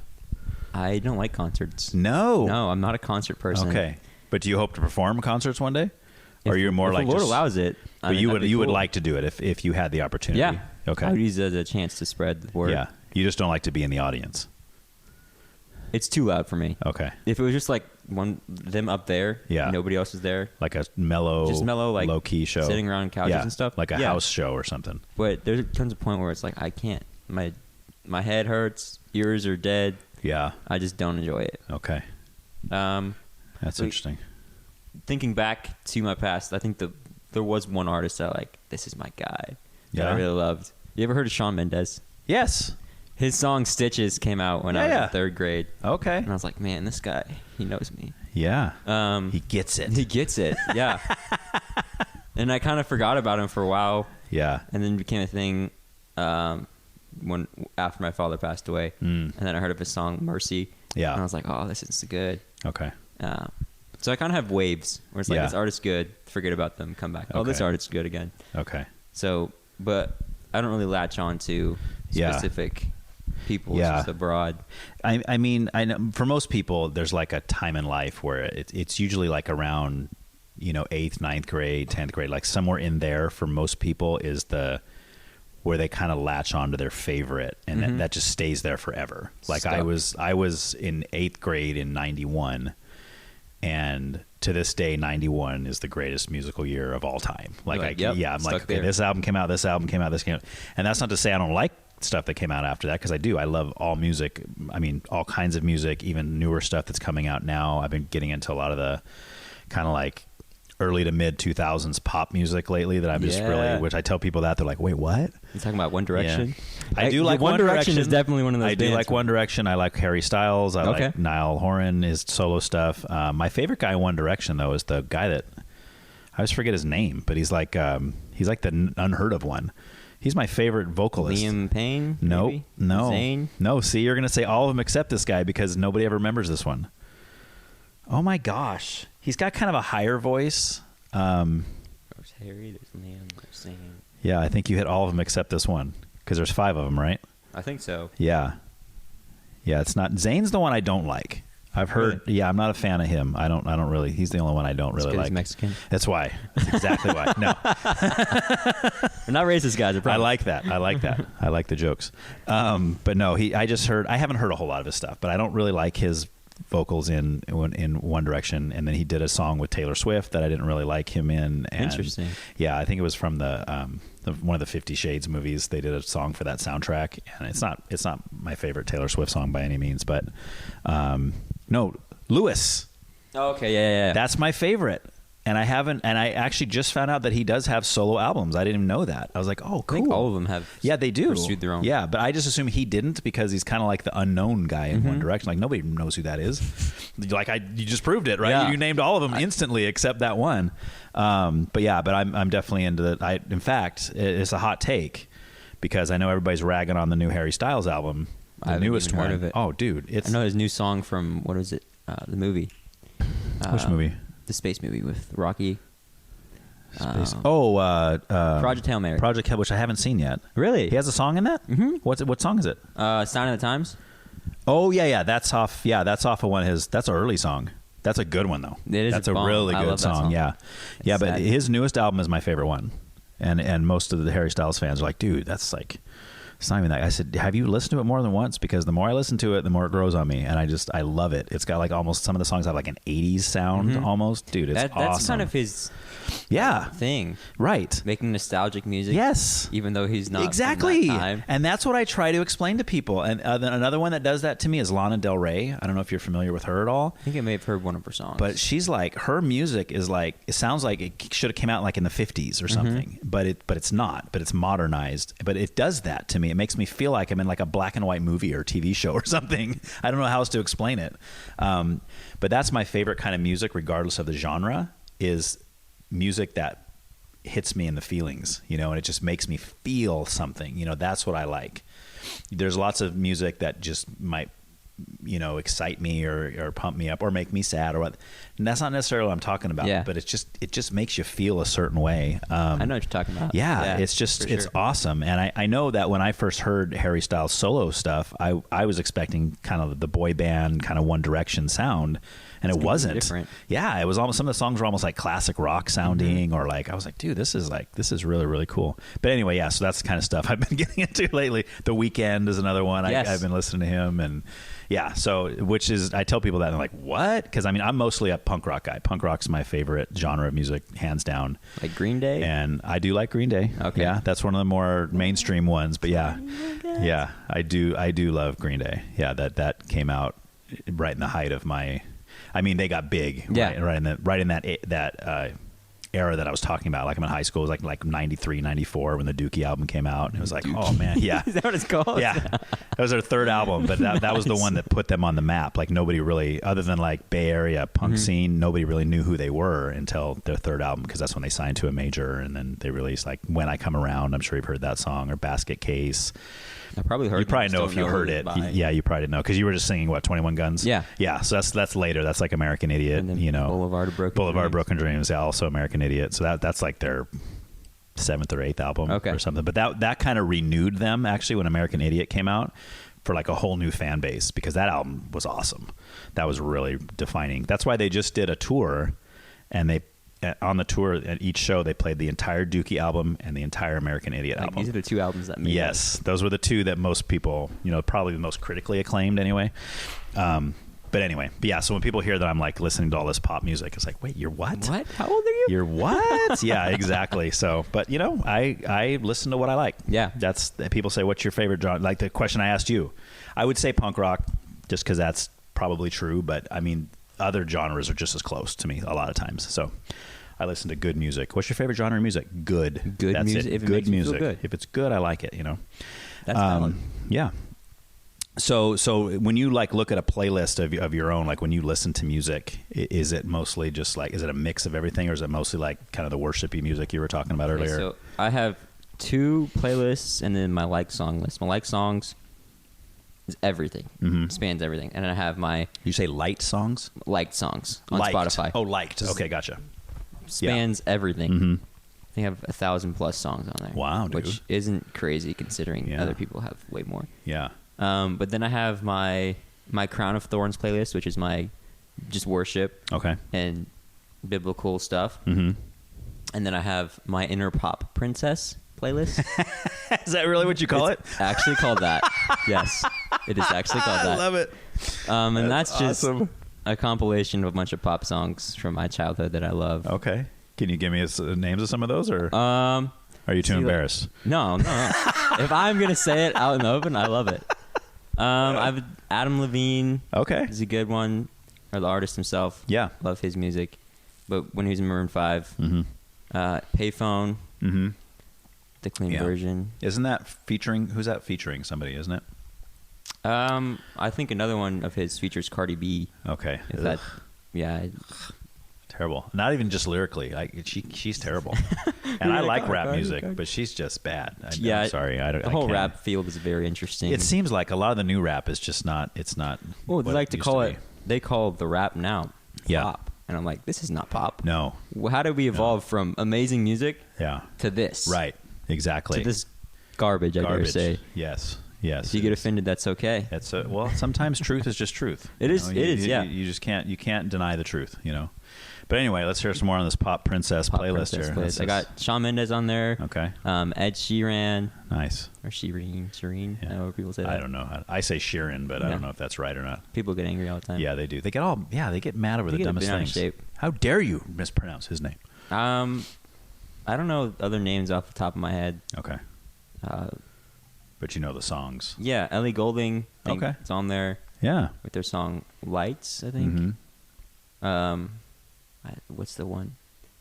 The one hit wonder, Call Me Maybe. Oh, Carly Rae Jepsen? Yeah, that's definitely on there. Did you ever see, this is a weird side note, but I always think of this. Did you watch Phineas and Ferb when it was out? I did, yeah. So they had a little thing. It wasn't on the show itself. I don't remember where it was. It must have been just like an internet meme or something, but it was Dr. Doofenshmirtz, and he was doing that song. He was breaking down why the song doesn't make sense. It's so funny, dude. If you remember, try to YouTube it and see if you can find it. I was laughing so hard. It's like a 2 or 3 minute long thing. It's really short, but it's really funny. He's like, this doesn't even make sense, and you know the way Doofenshmirtz talks. Yeah. Hey, I just met you, and this is crazy, but here's my number, so call me maybe. I know, it's catchy. I even know that choreography the Harvard baseball team did in that video. It's like left, right, together. So funny, dude. But anyway, yeah.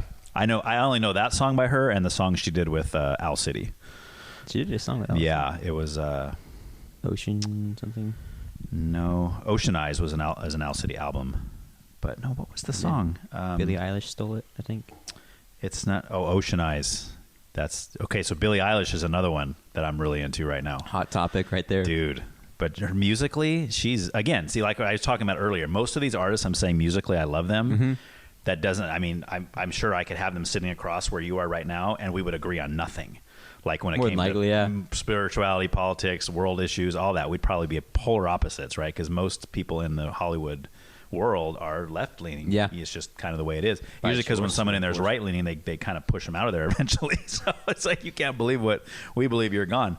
But yeah, Billie Eilish, dude, especially Ocean Eyes, that's a great song, dude. I mean, just talk about hitting you in the feelers. Oh, you got to hear it, dude. It's a good one. Okay. Yeah, and she did a song for the Barbie soundtrack. Oh, really? I didn't know she did that. That makes me cry whenever I hear it, too. It's called What Was I Made For? Oh, probably dude, have heard that then. It's really slow and really, it's like, oh, dude, it hits you. It's really good. She's one of those people who just combines everything and makes it sound good. Yes. And you're like, what did you do? Right. But in a good way, you're like, wow. Yeah, she's crazy. extremely talented, especially for how young she is. And, and just to think that it's kind of funny. So this is when Addie started showing us her voice and singing, and we were all like, whoa. She does have that Billie Eilish. Right, yeah, I can see that. She covered a Billie. I'll show you when we're not recording. Okay. I'll show it to you because I'll play the part of the Billie Eilish one, and they'll play Addie. It's nuts. On par. But yes. But my older son Aiden, because with Billie Eilish, it's like her and Phineas, right? Yes, her older brother kind of like makes the songs, writes the beats, she sings them. He kind of does, and Aiden's really big into producing as well. He's a musician himself, but he's like all into the producing too. He's like, oh man, we should start collaborating, and we should start doing we could be like Billie Eilish and her brother, this whole thing. And I was like, hey, that's cool, but just make it be a cleaner version. Yeah. For sure, she has. She's got some interesting songs out stuff there in there. Yeah, for sure. Yeah, she has one that is hard to listen to in the vein of that Taylor Swift one I was talking about. That's kind of anti-God in a sense, but talks about God as a woman. I know that's Ariana Grande, but there's a song by Billie Eilish where she has that in the lyrics too, that God is a woman, and the whole thing is like it's pretty blasphemous. Yeah, really. Yeah, it's kind of but again, what do you expect? I mean, it's not like Billie Eilish is up there claiming to be a Christian or something. Mm-hmm. It's like you get what you get, so a lot of the artists, they eventually make a song like that, right? And it's like, okay, yeah, very interesting, but I don't agree with you. Do not. Right, exactly, and that's okay. Mm-hmm. We can have a world where we disagree. I hope we can have a world where we disagree. All right, so I cut you off again. We were going through the pop princess. Inner pop princess. Yeah. I don't know if I could name anybody else off the top of my head, just because it's a whole collection of artists that I don't really... It's more so the music. Yeah. Just if it sounds good, on my playlist. Probably a lot of one-hit wonders on there. Yeah, for sure. Yeah. I think Pompeii's on there. Oh, okay. Never heard that one. Bastille? I believe so. Yeah. A new artist I just discovered. Awesome. Is Kindle. You know who Kindle is? Kindle? She was on American Idol this past season. Mm-mm. She has a great song called Babylon. Okay. Kind of talks about the industry because she's a Christian. Oh, okay. Wow. In Openly? Yeah. Wow. Openly Christian. Okay. That's bold. It talks about the fight that she kind of has to put up with. Sure. In it. And there's another one. It's like, I Miss Me Too. And that's so relatable because during my whole thing, I was like, man, I miss the version of myself where I didn't have to struggle with these things. Yeah. But hers is because of a relationship, but that's a whole different thing. Right. But it's still, she's such a great artist. Okay. And it's Kindle, like you kindle a flame? Yeah. Okay. And then there's another song I just discovered, I guess. You ever heard Daylight? That's a song? It's called, I'd have to look up the artist's name. I know lots of songs so good. called Daylight. But. Essentially, he's also a Christian, and it talks about the struggle between sin and how it feels good, and you want it, but you also, he's like, I love it and I hate it at the same time. Like Romans 7, when Paul says, He's a Christian, but he makes more secular music. So Yeah. it's not necessarily set for the Christian theme, but it's You mean like not all his songs are about Jesus, or you Yes, mean he that's uses what I mean. profanity? Like, what do you mean? I don't know if he uses profanity. I haven't looked deep enough into his stuff. Okay. I would say his songs aren't geared towards his audience isn't just solely Christians. Okay. It's everyone, but it has biblical topics in it. Yeah. So I'll ask you then, as someone who wants to do this, you to be a performer and writing songs, would you want part of your audience to maybe be non-believers as well? I think I would love to draw them into it. Yeah. I wouldn't initially change my sound or my music. No, that's what I mean. But you're towards them for sure. You don't want to remove Jesus. That way those people come in. Yeah. But because obviously otherwise you're kind of preaching to the choir, which isn't bad per se. You're giving people something to worship to and that kind of thing. But if through your music the Lord was drawing people into salvation, that'd be pretty awesome, right? Yeah, I'd love for everybody to be able to relate to my music, like maybe regardless of what they believe, exactly, and then eventually, potentially lead them to Christ. Because maybe they're burnt on church, or maybe their parents been reading the Bible to them, like, oh, I don't like this or whatever. But they hear a song that you write that's not necessarily like, oh, Jesus is great, Jesus is awesome, he's my homeboy, blah blah blah. But it's something that is explaining something you went through as a Christian that person resonates with. And now they're like, oh, wow, this guy's like, this isn't just your typical, churchy guy. It's the testimony type stuff. Bingo, that draws right? people in. Because I know if I was a singer, that's what I would want. I would hope that my message would come through, and I would be more, if I was ever to do that. It's never going to happen.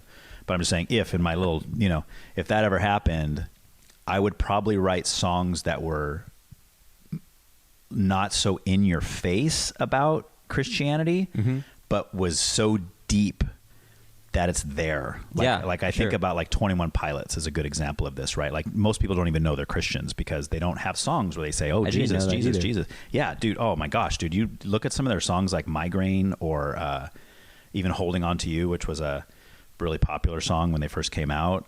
Dude, the whole thing is about spiritual warfare. It's about the attack between the flesh and the spirit and the mind, and like basically what Paul's talking about in Romans. Dude, it's amazing. But they do it without being so. They're not saying that, but they're saying it. You know what I mean? Yeah. And those that get it get it. You're like I always tell people, 21 Pilots has the most Christian lyrics than any group I've ever heard in my entire life. They break down true Christianity better than anybody I've ever heard ever. And they're like, what are you talking about? Like how? I'm like, listen to it, read Romans 7 and then listen to Migraine and you'll know exactly. You'll understand. Yes, this is exactly what Paul was talking about and what he was struggling with. But all right, so I've jabbered on quite a bit with that one. I'm jabbering. So that was the pop princess playlist. Yes, sir. And then you said you had a liked songs, but then you also have I have my Crown of Thorns. That's more worship. Yeah. So to you, especially someone who leads worship, someone who enjoys worship music, to you, what's a good, like what's a kind of worship song that you think, oh, that's really good? And are there any times you hear a worship song where you're like, oh, dude, you missed it. You missed the bus on that one, buddy. Yeah. There's definitely songs that I hear where I'm like, man, this is amazing. This is something that aligns with like just everything that in the word and in my heart. Right. But there are other songs where it's like, I know a Hot Topic one that some churches just ban outright is Reckless Love. Yeah, that got a lot of Asbury. heat, that one. Yeah, because they say God's not reckless. Exactly. God's not reckless. People get a little offended by it. Yeah. I mean... That's Zach something, right? Zach? Cory Asbury, I think. Oh, Cory, you're right. Cory Asbury. Who's the other one I'm thinking of? Zach something. Zach Williams? Yes. Potentially? Yeah. Okay, yeah. Okay. Which I guess I see both sides of the argument. I understand why people would be like, what, you're calling God reckless? But I don't think that was his intent in saying it. But I do think artists should be a little more careful with word choice sometimes. Yeah. Or think of how it might come off to people. Right. Not because we don't want to offend people. We want to offend people. Right. We want people to think. Yes, exactly. We want people to be drawn to the Jesus because they're either angry at him or they're happy because of him. Dude, what you just said right there is so spot on, and most people don't like what you just said. There's a lot of people that wouldn't like that, but that's exactly. It's people that are kind of indifferent. Yeah, those are the ones I'm worried about. Danger, right there. Right? If someone's angry at God, I'm like, dude, that's a good sign. That means you care enough to be angry, right? Because that was me. I was angry for years. I didn't get saved till I was like 23, and I hated Christians, dude. With a passion. I hated all of it, and then God said, "Hey." Guess what? Like, I'm here now. Yeah, but it was my questioning and my anger and all that eventually drew me to him. So that's why when I meet people that are so upset about, I don't believe in God, but I'm so angry at him. It's like, let's talk about that. Yeah, right. Let's get into that. And you must believe in him somewhat, or else you wouldn't be. You're not angry at unicorns or leprechauns, are you? I mean, what? You know what I mean? Could be. So anyway, yeah. So that's good. Anyway, I like that. I had to cut in there because what you said, that was golden right there. We should get that on a T-shirt or something. Do it. Make it your motto for your show. Yeah. Oh man, I forgot what I was saying. Offense. Oh, song choice and word choice. Yeah. Yeah. Reckless Love. We were talking Reckless about. Love. Yeah. I love it and I hate it at the same time. Okay. Because I love the heart behind the song and I understand what he's trying to say. But in the same sense, I think that he misses kind of the point, to an extent, right, by using the word reckless. Yeah, I think he knows what he means. Yeah, but you were saying, other people are taking it wrong. To be like, our God is reckless. He's a reckless God. He was comparing his love to being reckless. Like, he'll go out of his way to come and get you. Yeah, and that's the way I see it, like something that maybe we won't do as humans, right? God does something beyond. But people hear the word reckless and are like, what? God's driving 90 up a one-way, drinking a beer or whatever. Like, he's just living reckless. He's live fast, die young is our God. It's like, well, no, that's not what he meant when he wrote the song, but some people took it that way. It's a lot of the more religious Christians who are more like churchies. Yeah. The churchies. Or the older generation who are like, hey, you can't do that. Yeah. And it's like, I just did. Right. But yeah, I think we should have a fear of God in the music that we sing, the words we say. Right. But not take it so serious that we're afraid to say what we're thinking. Right. Right. There's another one that we sing at Calvary sometimes. It's funny. It a little contention in our household anyway. Interesting. Because some of us feel one way and some of us feel the other one. It's the one where, I don't remember the name of the song, but in the chorus, or I think it's towards the end, I sought the Lord and he heard and he answered. That's why I trust him, right? That's why I trust him. Right. And it's like, I get it. I get it. But I'm kind of like, is that the only reason you believe in him? Yes, right? Because first of all, when we say I sought the Lord and he heard and he answered, usually in Christian circles, when someone says he heard my prayer, that usually means he gave you what you were asking for, right? Yeah. That's not what it should mean, because sometimes God answers no. It's absolutely and not. He's still answering your prayer. He's just not giving you what you want. But usually when someone says, oh, the Lord's answered my prayers, it's usually like, oh, I needed a new car and I got it, or I needed that job and I got it, or whatever, right? My husband had cancer and now he's clean, whatever the case is, right? Yeah. And I get that. That's fine. You're happy about that. But sometimes God says no, and that's still him answering our prayer. Yeah. So in that song where it's like, I sought the Lord, and he heard and he answered, it almost sounds like, oh, I prayed for something specific and he did that specific thing for me. And that's why I trust him. That's great. It's like, you didn't trust him before that. Like, if he would have said, no, you can't have that job you want, then you're gonna be like, nope, I don't trust you anymore. You didn't do what I wanted you to do. Then obviously you're not worthy of my trust. Like the genie ideology. Exactly. And that's kind of the way I took that, to where, my wife's like, no, that's not what that's not what that song means. That's not the way she's hearing it and she's taking it, which is fine. That's, and then my older daughter, she kind of felt the same way as me, and she's like, oh yeah, I don't like that song because of this, or, but anyway. There have been a few songs for me like that. I don't remember them off the top of my head. Yeah. But you mean you don't spend your whole life stewing over them like I do? No, absolutely not. I don't have 40 plus years of experience. That's crazy. 40 plus years of being bitter about things you shouldn't be bitter about. No, I'm like a goldfish. People say something and I'll instantly forget it. If I don't write it down, it's gone. Yeah. It's like so much of my past. People are like, hey, you remember doing this, saying this? It's like, no. You're like, nope. Nope, don't even remember that happening. Negative. Sorry. Yeah. Okay. Okay. Side tangent. Yeah. Back to what we're talking about. What I was just kind of breaking down, like, to you, what's a kind of a worship song. Let me break it down this way for you. For me, and I know this is unconventional, but for me, what I call a good worship song is usually a song that has something to do with my own depravity.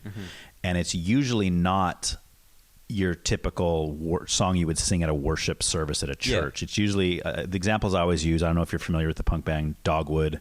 I've heard of them. So look up the song Do or Die. Okay. The lyrics are, I killed the Son of God today. I built the cross where he was slain. My sin, the hand that held the hammer that drove the nails into his skin. It's heavy, dude. Yeah. Like biblically accurate too. Yeah, and it's biblically, but it makes you realize this God that saved me. I killed. Yes. And he saved me anyway. Right? It's stuff like that. Or there's a song by an old 90s Christian ska band called Five Iron Frenzy. There's a song called Dandelions. Really? Similar song where he's talking about how it starts off just telling the story of this little boy who brings his mom dandelions, right? Dandelions are weeds, right? But he just sees these yellow flowers. Oh, how pretty. Here you go, Mom. And he brings them to the mom, and the mom sees them as beautiful flowers because she loves her son. And then the next verse transitions into how we have nothing good to offer the Lord. We just bring him weeds. We can't bring him anything he really needs, but he loves us anyway, right? It's just a beautiful, it's a childish song, but it's a beautiful song. I love that. So those are the songs that to me are worship. I listen to those and I feel like my heart is connecting with the Lord through that stuff. So for you, like what lyrically, I guess I would say, because the sound is all what it is, but lyrically for you, what kind of worship songs really kind of get you? Yeah, I would say the same thing. If I connect with it in that sense, in worshiping the Lord, and it hits home, then I'm like, oh man. Yeah. Like there was one we sang recently, which I was singing on the way over here. And now you can't remember it because you're on the spot. Yeah. The Lord will provide. That song. Oh, okay. I know the Lord will provide. Oh yeah, that's a good one. Like that one is like. Yeah.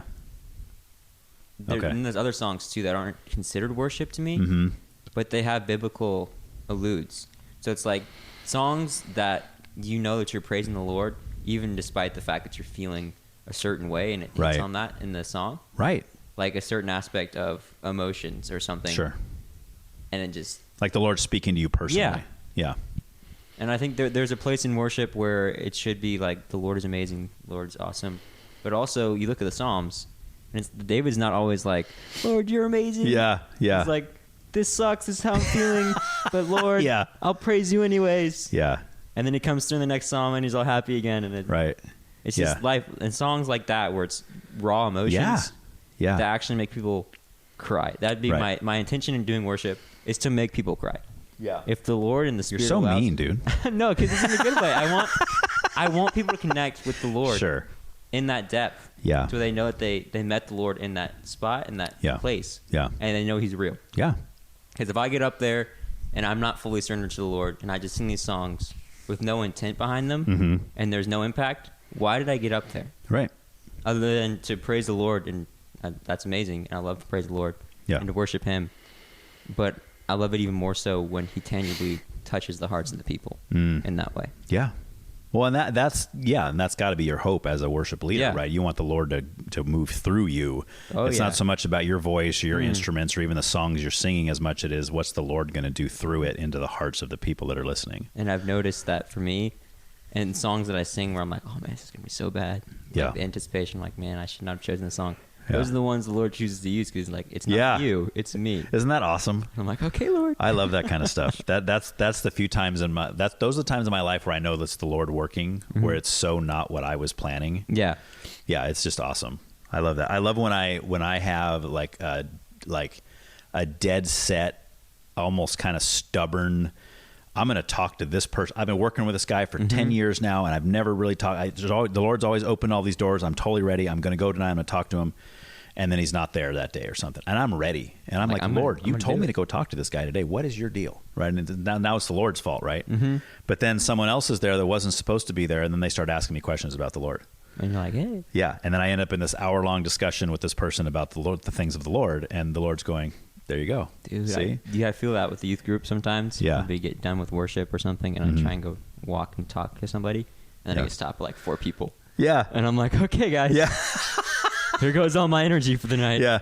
You're like, hey, I love you too, but I got a mission over here. Get out of my way like, okay, real quick. okay, guys. Awesome. Yeah. Keep walking. Another person. I'm like, man, I love you, but really? Yeah. Now, how do you take that? Do you take that as the Lord putting those people in your way, or do you put it as like the devil putting those people in your way?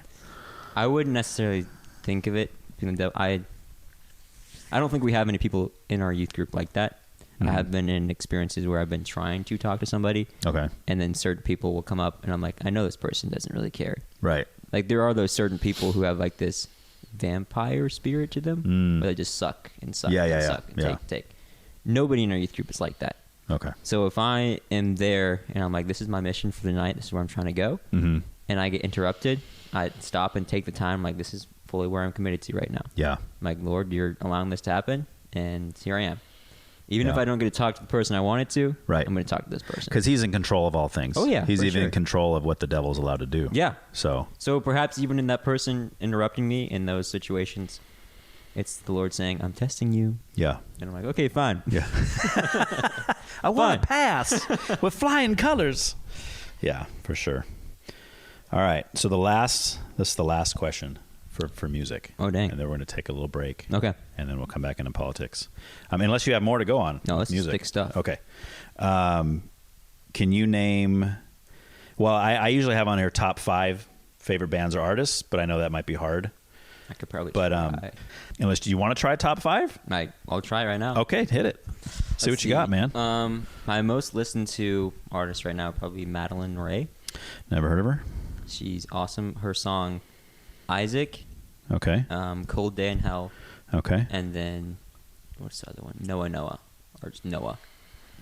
All amazing. Noah, like what's biblical Noah. Okay. Like in the. No, I was trying to think of that other. What's that other song? Is it Moni Moni? Moni Moni ho. Moni. Is it what? Who is that one? I think I know the melody, but I don't know the song. I might be saying the wrong word. I'm like having a brain fart right now. Yeah, that's an old 80s song. Anyway, so Noah. Okay. Mm-hmm. So this is what kind of music is that? Is it kind of the contemporary? That's contemporary Christian. Okay, gotcha. I think of another one. The band Jaren. They're pretty good. They're more rocky. Jaren. Yeah, the band Jaren. How do you spell that? Jaren. En. Just like it sounds. Mm-hmm. Okay. And they're kind of rocky? Yeah, like rocky. You're really pushing the boundaries of your musical taste there with your rock stuff. I know. It's not too heavy for you? It's not exactly screaming rock. Okay. But it's more, up like that kind of vibe. Okay. They have a really good song called War Cry. And then Jade, I think, is another one of theirs. Some pretty good songs. Yeah. They're lesser known bands, so I'm like, I found them first. Yeah, I've never heard of them. And then Strive to Be is another one. Okay. Dude, you're hitting me with stuff I've never heard before. And that's not easy to do. That's right. Strive for what? To be. To be. Okay. They're another Christian. I don't know if they're necessarily, I think they're a different, they're like, they believe in Jesus, but they're not. So there's a difference between a Christian band and Christians in a band. Yes. Right? Yeah, that's usually the way people word it. Like Switchfoot has always said, we're not a Christian band, but all the members in the band are Christians. It's like, okay, I can see. And they do that because they don't want to necessarily because sometimes the Christian band label gets kind of a bad stigma. Yeah, that's fair. You know what I mean? So I get it. But anyway, Strive to Be. They're really good. I can't think of any of their songs off the top of my head or their names. Yeah. But their stuff is it's like a collective of, it's kind of like Bethel. Okay. Or it's like a collective of worship people who get together and do it, and they have some pretty good. It's like a super group? Essentially, kind of deal? Okay. I think that was 3. That was 3. I got 2 more to go. 2 more, man. This is challenging. Yeah. But it's good.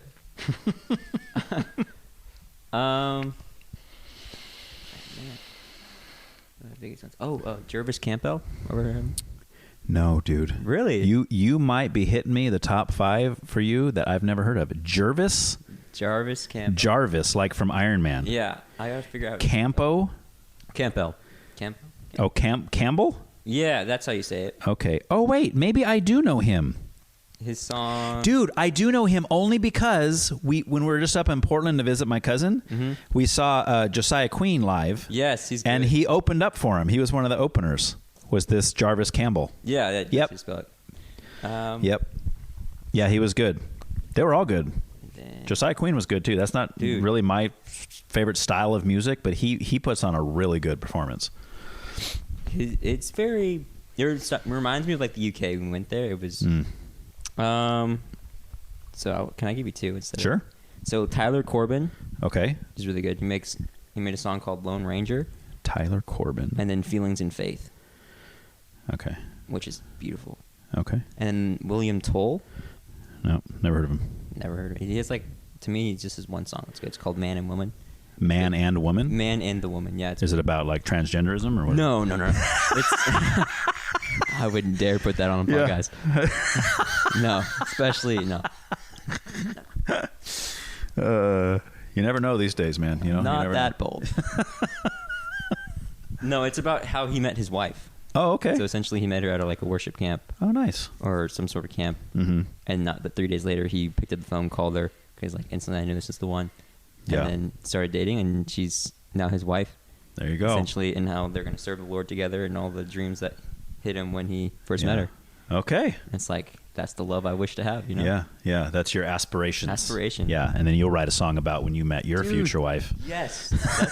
That's something I think of so frequently. I'm like, man, I want to make a love song that's like focused on Jesus and how he's helped my love life unfold. That's good. Yeah, because ultimately you want to marry who he wants you to marry. Yeah. Otherwise, buckle up. Yeah. No, I've... all right, but there is one last question, and this should be an easy one, and then we'll take a break. Do you know, is there any bands or artists that you just can't stand? Like you hear a song, you're like, that is just absolutely terrible. I cannot. That person is so untalented. I wouldn't say there are artists that I hate like that. I'm a very lenient person. Okay. There are certain artists I don't listen to. Or try not to. It's because you're too nice to say that you hate them. Not that I don't hate them. I just don't agree with their ideology. Yeah. And I know in Hollywood and the music industry, I would say Satanism and the cult and all that stuff is a very big thing. Sure. And a lot of artists put that in their music. Right.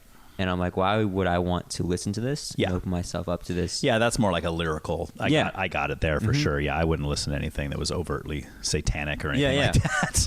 So that's how you were talking about Billie Eilish. That's kind of how I'm like on the fence. Maybe I'll listen to like one of her songs. Okay. But I'm not going to go on binge all of her albums. Yeah. Like just because for me, I'm a very sensitive person to emotions. Yeah. And lyrics and all that stuff. So if I spend time in songs like that, those emotions are going to be on me, and then I have to fight or find my way out of that. Yeah. So there aren't artists I hate, but there are ones that I'll stay away from. Yeah, I already told her the two songs you want to listen to by her, Ocean Eyes and What Was I Made For. Okay. Neither one of those are satanic in any way, shape, or form, and they're very vibey, and they'll make you cry. Okay. So that's what you're looking for. You want to cry. So good. I love to cry. All right. But that has nothing to do with politics. Yeah, let's get into some politics. So you said you lean right. How far right do you lean? You think you're closer to center, or are you closer to like way right? See, I love people. Okay. So I'm all for people's rights and such, to a certain extent. I think Democrats, liberals more so, have gone way overboard with it, with pushing for abortion as healthcare, which it's not. It's murder.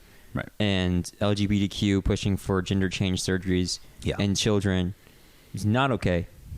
Not at all. Yeah. So in that sense, I don't believe that stuff, which is why I lean more right-leaning. Okay. Because I see more, biblically, we're supposed to be lights in the earth. And I don't know how I could say I'm a Christian while I openly support these things over here. And I'm not saying that Republicans are innocent either. I see the side of it where we're kind of, to everyone else, we're kind of stingy. Yeah. And we make people like, they're heartless fools. Right. But for not. The older that I get, I see more of like, we're looking out for the best interests of the economy. Right, like as a whole, right? Not an individual thing. Yeah. Right. But I don't necessarily agree 100% with all of that. Right. I think the Republicans could do a better job at explaining why we believe these things to people and making it impact individuals more to where they're like, oh, I finally get it, instead of just making it more of like a as a whole. Right.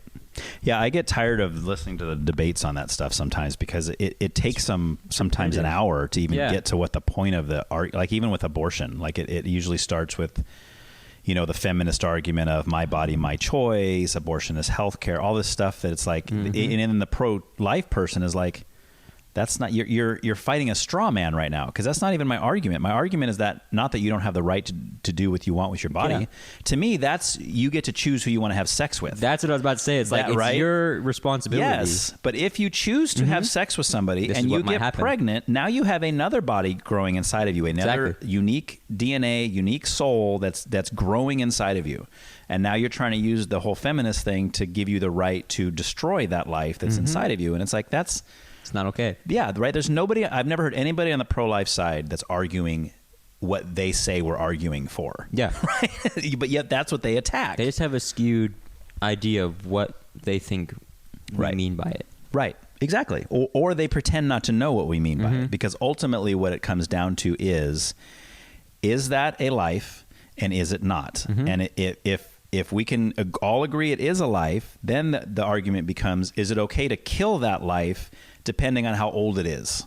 Yeah. Right? Is there a certain age limit where it's like, oh, it's 8 weeks, past 8 weeks? No, we can't kill it now. Now it's more of a life, whatever that means.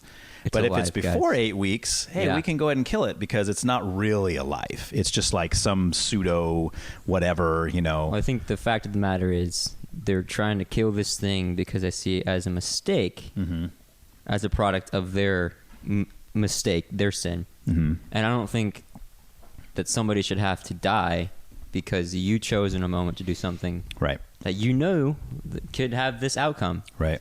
You chose this. This is the outcome. Do not try and kill this innocent human being because they can't do anything about it. Right. Just because you made this decision. But you know what they say next?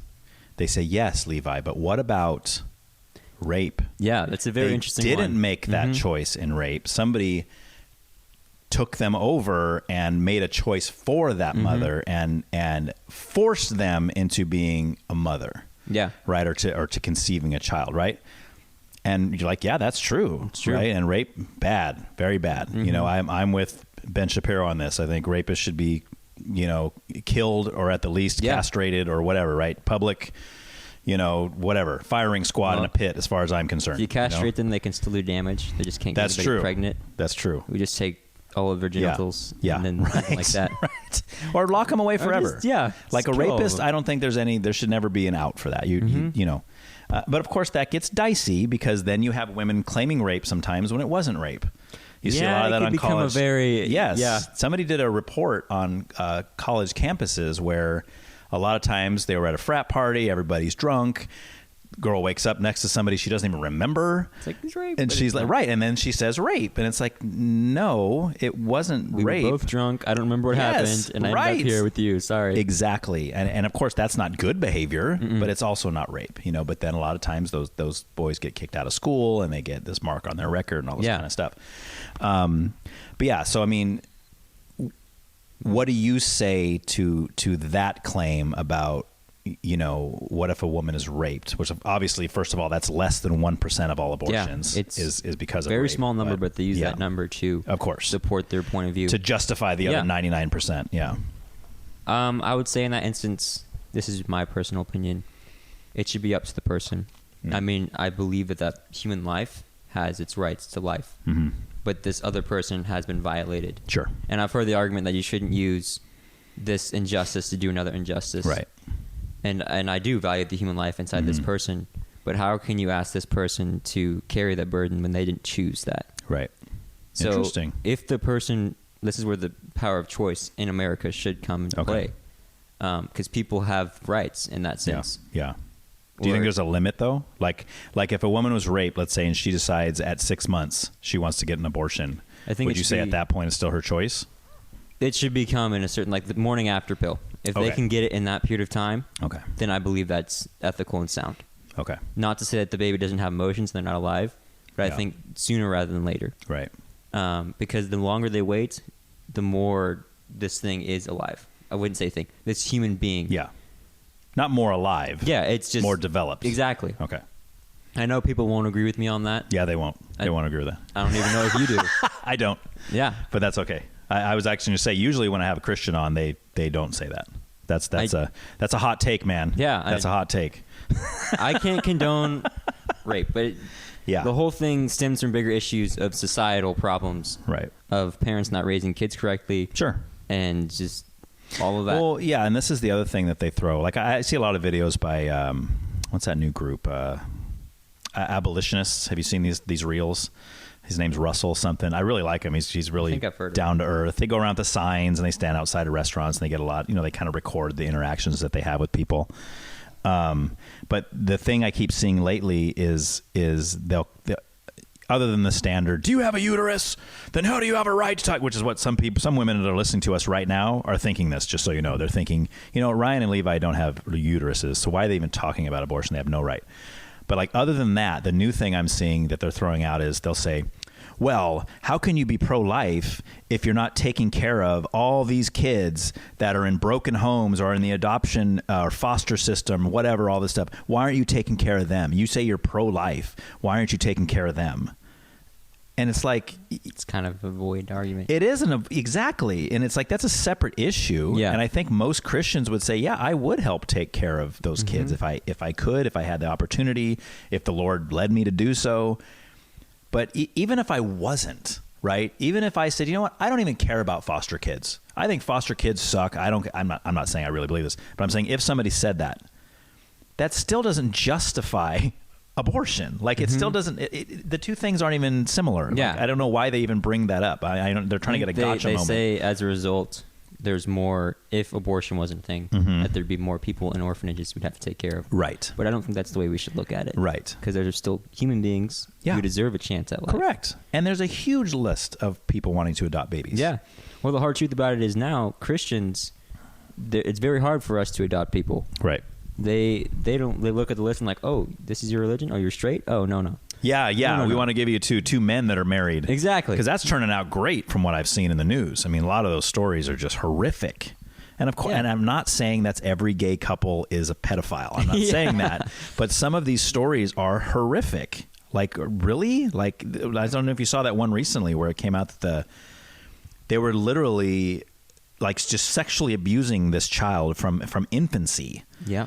Terrible. And then to the point where the kid actually died as a result of something along those lines when he was like 2 or 3 or something. I'm like, dude, it's just the wickedness in human It's terrible, dude. And of course that happens in heterosexual couples too. Some people are just evil. I don't care what your sexual preference is.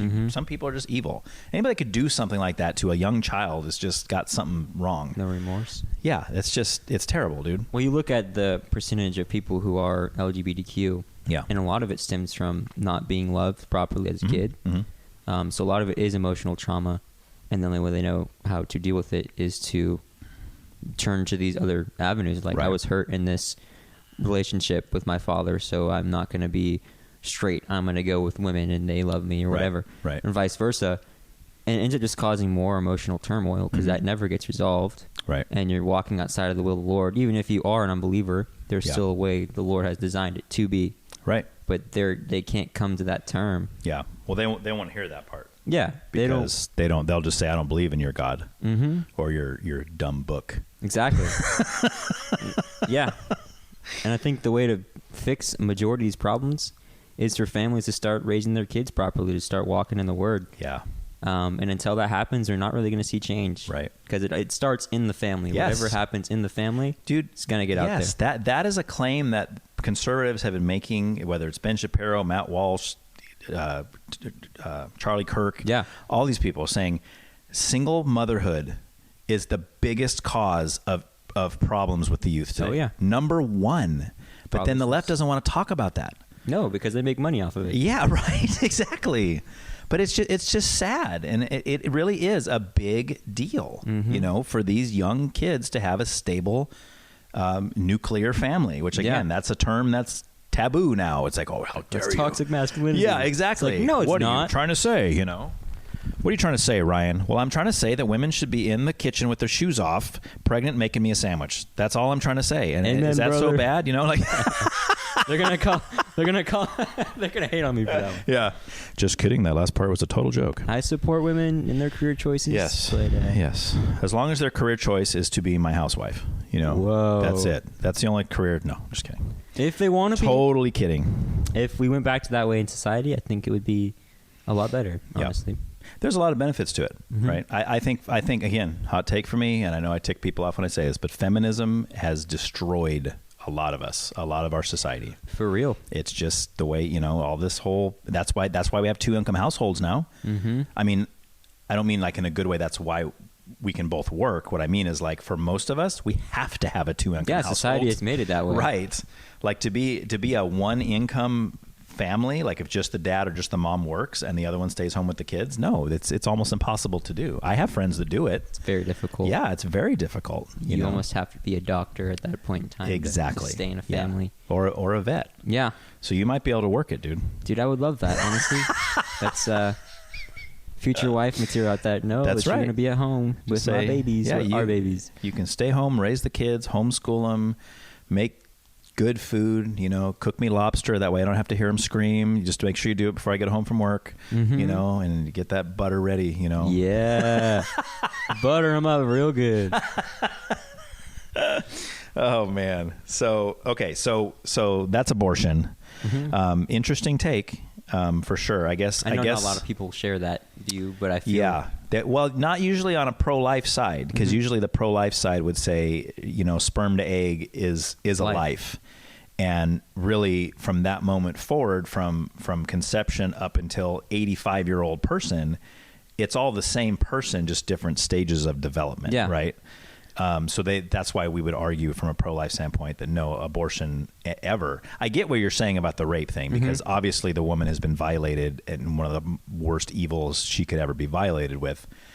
And again, my stance is that guy should not be alive. Like that's it. I mean, as long as it can be proven that he really did rape her, because again, I don't want to be killing innocent people. Just because the whole Me Too thing, believe all women. I don't buy that at all. There's got to be some kind of proof of this, which is hard to prove sometimes, because a lot of times rape happens when there's nobody else around. So unless there's cameras everywhere, you're not going to be able to tell if it was consensual sex or not. Clarify something. Yes. Saying that for me personally, I would want every kid to be alive. I don't condone or believe abortion is correct. Okay. However, if given the chance and somebody was in that situation, I would want them to carry the child. But you would allow them to make the choice. And I think abortion would only be allowed in that circumstance. Okay. But if, again, back to the family thing, if we did that, the amount we would need to do that would be near to zero. Right. Yeah. Yeah, because it's the whole thing. It's like, here's an amazing concept. Yeah. How about we all start only having sex with people we're married to?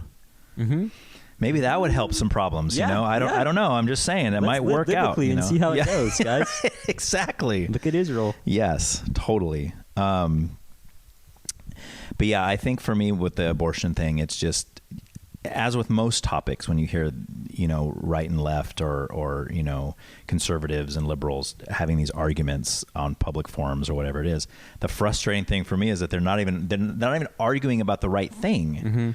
They're arguing about things that they agree on, Yeah. I think a woman should be able to do what she wants with her body. Hey, I'm pro-life and so do I. I agree. Yeah, but that's not what that means. That's not what we're talking about. What about the young woman potentially that's in the womb? Oh, that's just a clump of cells. So are you. You're just a more developed clump of cells, and at one point you were that exact same clump of cells, the same size, the same stage of development. They don't like that logic. They don't. They like to think of that thing as an other. And then usually at that point they say, screw you, your mom's a whore or whatever, and they walk out of the room, because that's how they argue. And it's those people who would actually take a human life in that sense. Right. Like human being, developed human being, not just a baby, because we know they do both. Yeah. Right. Look at the whole Charlie Kirk thing. I know there's taboo on that at the moment, but that's how it goes down. Yeah. People get offended, and instead of coming to terms with that, they're like, nope, I hate this person so much, I'm going to kill them. Kill him. Yep. He believes different than me. He kill him. And I don't agree, but I can understand why someone with that mentality views Charlie Kirk as the biggest threat to the world. Because if you really believe that he believes the things you think he believes, which again isn't even true. Like I can't tell you, I've lost friends over this, by the way. Interesting. I had a friend Makes sense though. who saw that I followed Charlie Kirk on Instagram, and she literally cut me off. She sent me a text with a picture of it, of me following Charlie That's Kirk. it. She took a screenshot, Like, and I'm out. she said why? And I said, why what? What do you mean why? Why do you follow him? I said, she said, from everything I've seen, he's racist, he's misogynistic, the whole gamut everybody says about him. And I said, look, first thing I said to her was, this would be a much better in-person conversation than text. I Yes, don't like please come texting talk about to this. me. I even told her, I said, do you want to do we'll do, because she's been on the show. together. She did an episode with me. But I said, we'll do a whole other episode just on Charlie Kirk if you want. I said, you can voice all of your complaints and everything, and I'll tell you why I follow him or why I believe certain things about him or whatever. I don't believe everything he believed.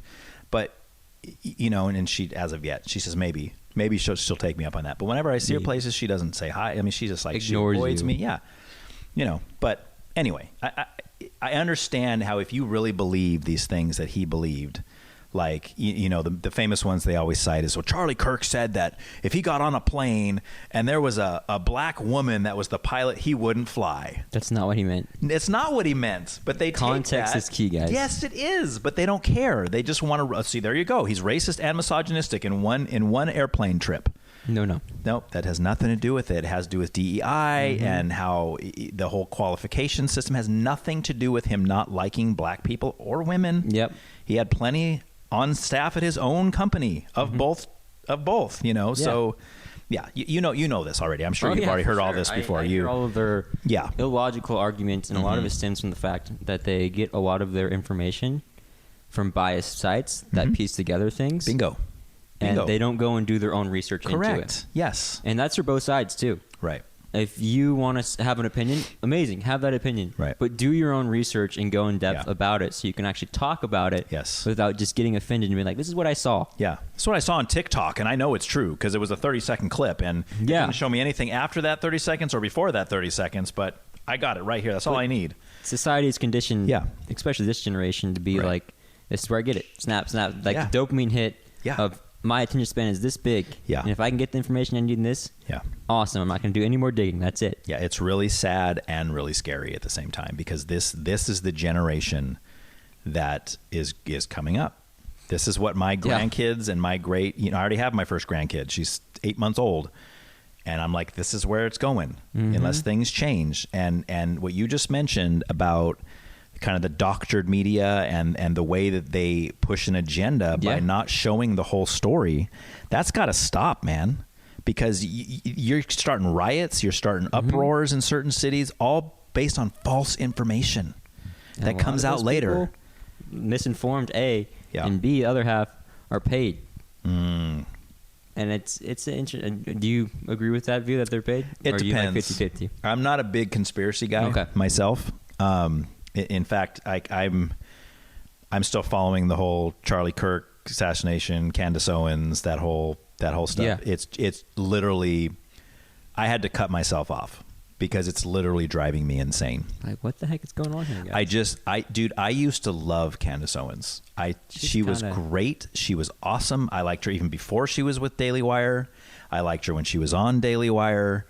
But she went a little loopy when she left Daily Wire. But when Charlie Kirk was killed, I think she lost her mind. Yes. And I get it. They were good friends. You lose one of your best friends. That can't be easy for anybody. But she has lost it. And what scares me the most is when I look online and I see so many people rallying behind what she's saying. And the new thing they're saying, I've been seeing in the last couple of weeks is, people say Candace is crazy just because she's asking questions. Why is she not allowed to ask questions? They call her conspiracy theorist because she's asking questions. Why can't she ask questions? We're like, she can ask questions, but that's not what she's doing. Her evidence doesn't add up. That's the problem. Her evidence doesn't add, and she's making accusations. Yeah, she's making claims. Yes. That you cannot prove. Right. And then she's actually probably making information up. Yes. To support that. Well, she's saying crazy things. Like, what was that last one she came up with a few weeks ago about the maroon shirts? She's like, I have definitive proof, guys, that Charlie Kirk was not killed by Tyler Robinson. You know why? Because look at this audience. There's like 4 or 5. There's like 4 or 5 men in this audience that are wearing maroon shirts. Now she says, now maroon shirts are not that popular of a shirt color for young men to wear. So why are they all wearing maroon shirts? I'm like, whoa, there's the evidence we've all been looking for. Yes, they should bring that up in Tyler Robinson's case because, I mean, man, the defense is going to be all over that. That's going to be his key out right there. Yeah. Yeah. Yeah, and also her claims against Erica Kirk is insane. I'm like, why are you attacking this man's wife? Right. After he just passed away. If you're really that good of a friend of his, Bingo. you should be supporting her. Bingo. Not hating on her. Right. Bingo. And if you were to hate on her, don't do it openly. Go to her privately. Right. Yes. It's insane. It's messed up. So have you been following any of that, like beef? Do you listen to Ben Shapiro at all? I try not to. Okay, you're not a big Ben Shapiro fan. I'm not I don't follow news. Okay. A lot. Okay. If something happens, I look into it after it happens. Okay. I know a lot of Candace Owens feuds and stuff. Yeah. From somebody I work with. Oh, okay. He's like, he loves Candace Owens. Oh, good. So Let's get him on the show, I dude. Sit and listen Put to the plug in. He'd love that. See if he wants to come on the show. I had a lady on a few weeks back we talked about that, and she was on the Candace side, and I was on the, but Ben's not my favorite. I like some of the things he has to say, not other things. I don't agree with him. I'm probably 50-50 with him. Yeah. But he did something a couple weeks ago that I thought was absolutely brilliant. He had 2 episodes back to back, one day and then the next day. The first day was he basically went through all of her claims and he debunked them with logic and facts and reason, which Ben Shapiro is known for, right? Facts don't care about your feelings. But then the next day, he literally just opened there was no intro. There was nothing. He just opened the show saying Candace Owens killed Charlie Kirk. And he spends like a half an hour breaking it down, giving all these evidence. He was being the same ploy as yes, That's he crazy. was being Candace, dude. And it was one of the most beautiful things I've ever heard because it showed how ridiculous. And the things he was connecting were the same kind of things she would connect. Like he goes, now wait a minute, guys. Candace Owens is friends with Kanye West. Kanye West was in a song with Adam Levine. Do you know what band Adam Levine's in? Maroon 5. Maroon? Did you hear that? Maroon. All these guys are wearing maroon shirts out in the audience. There you go. Obviously, Candace had something to do with Charlie Kirk's assassination, right? And it's crazy, right? And I first started listening to him. I'm going, that's not what is he doing? Is he lost his mind? And then about 10 or 15 minutes, I realized, oh no, he's being Candace right now. And then after like 30 minutes of it, he says, in case any of you haven't picked up on what we're doing here, and then he laid it all out. He's like, I am using the same logic and reason, quote unquote, that Candace uses to show that she killed Charlie Kirk. And it's just as asinine and just as ridiculous as all the things that she's saying, and I thought it was brilliant. Very interesting stuff for sure. Conspiracy theories can get pretty heated pretty quickly. Yeah. But I think some of them are true and some of them are not true. Which ones? Which ones? Oh. Which ones are true? Oh man, I gotta be careful what I say on here. Hey, go for it, man. I've had bigger conspiracy theorists than you on here before. Have you looked into Epstein files and all that stuff?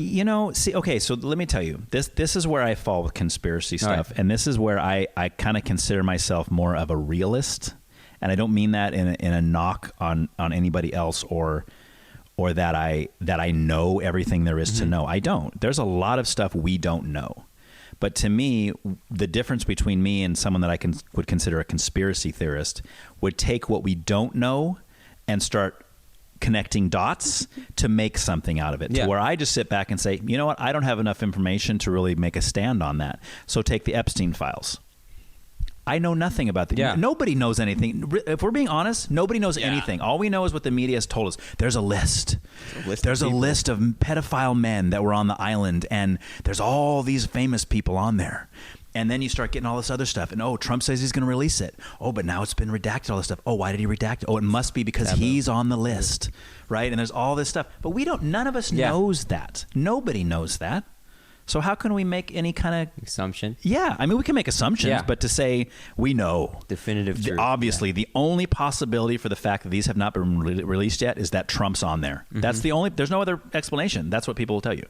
What other explanation could there be, Ryan? How about that there doesn't exist, maybe, and they just made this whole thing up, and they got everybody's blood boiling for nothing, and now half the world wants to crucify everybody because They want this list of people that were sleeping with young girls. Well, there are certain cases like, P. Diddy with him. Well, but see, he's in trial. I mean, there's evidence for his thing, right? For sure, right? And hey, if the Epstein files come out or whatever it is, and there's solid proof that Donald Trump was on that island sleeping with 14-year-old girls, get him out of there. Get him out of there. Yeah. Put him in jail for the rest of his life. I would fully support that. But we don't know that yet. For sure, yeah. But there's so many people that are acting as if they do know that. Mm-hmm. That's my issue. So I see. Anyway, for sure. Yeah. One of my best friends is a conspiracy theorist. Moon landing didn't happen. 9/11 was an inside job. Pineapple's good on pizza. I don't know, all these different. It is. It is 100%. I do like pineapple on pizza. I'm just kidding. No, but I think to a certain extent, there's so many coincidences and things that we look at that it's like, how can this not be something? How many coincidences before it's not? And I would agree with you. This has to be something. Yeah. But what is the something? Mm-hmm. To what extent, we don't know. Correct. And that's where, in my mind, the conspiracy guy goes, oh, I'll tell you what the something is. If you connect this to this and this to this, and you circle this, you put a star over here, and you go way back this way, and you do a U-turn, this is what's happening. And then all these people go, oh, he figured it out. Yeah. He unlocked the vault. He knows. And everybody just jumps on this guy's bandwagon like he knows what he's talking about. He doesn't know what he's talking about. He's crazy. Have you ever heard of Bohemian Grove? Bohemian Grove? Grove. Mm-hmm. No, I've heard of Bohemian Rhapsody. Interesting. That's a good jam. Bohemian Grove, this kind of ties into the whole Epstein thing. Bohemian Grove. It's essentially a private-owned grove in California somewhere. I don't know exactly the place. But it's all the rich people, rich and powerful people. Okay. Top-tier people. Yeah. They get together here once every year. And I stay there for... At this place, the Grove? At this place, yeah. Okay. Is it on an island? No. Okay. No. All right. And they have this huge owl statue, and there's footage of them, like rich and powerful people, like ex-presidents, politicians, say actors, writers, just influential people in the world. Mm-hmm. They all come here, or they're invited to come, and it's posed as this, like, I would say, an outing for them to get getting up in their career, like a promotional opportunity? Yeah, promotional opportunity for themselves. That's what I was trying to say. From who, though? Like, who's promoting them? This owl statue? They don't know. Like, they just think that they're going to a party to get themselves out there. Okay. So if you get invited to this, like, really, really big, because not a lot of people do. Only the top people do. Okay. So you go there, essentially, and your first night there, you're all in black robes. And there's footage of this happening. It's like druidic. Yeah. Yeah. And they literally worship this owl statue, which is very interesting. It's a very and weird. There really is video of this. There's video evidence. You've confirmed this. Yes. Okay. People have snuck in there, found this thing. Okay. And there's actually one video of somebody who got invited. I think took a video of it. And you can tell who's doing the bowing down. You can't or tell is that exactly part who. Speculatory. That's speculatory. Because it could be just a bunch of weirdos out in the but somewhere. People have interviewed the people who live in this small town. Okay. And they'll ask them, like, what do you know about Bohemian Grove? Where is this at? Somewhere in California. I don't know. It is in California. Yes. Mm-hmm. We should go out there, dude. Let's do it. I don't know, man. This will be our first investigative report. We'll get the dirt. Yeah, we'll blow it wide open. Anyways, people always go there. You're like, no way, man. I'm not doing it. I ain't risking going to jail. I value my life too much. Two powerful people. I mean, I got Jesus on my side, but yeah. I ain't gonna mess around with it unless I gotta. Unless he tells me to go there. But yeah, they interview the people there in the small town. They ask them questions about it, and majority of them don't want their face in it.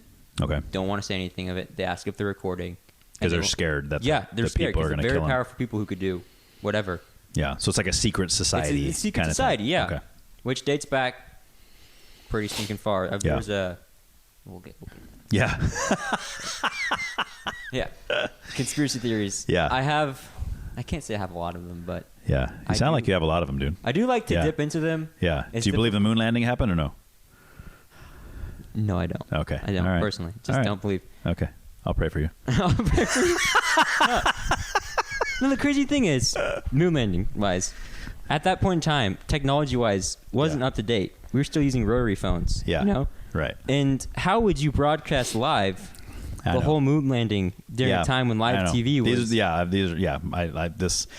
These are all the arguments. And why was the flag blowing? And how did how did they get a video of the guy getting off the thing when he was the first one off, right? There's apparently they say that they had somebody get off first, put the thing down, close the ship, open it back up. Well, what I heard was that the camera was on the ship already.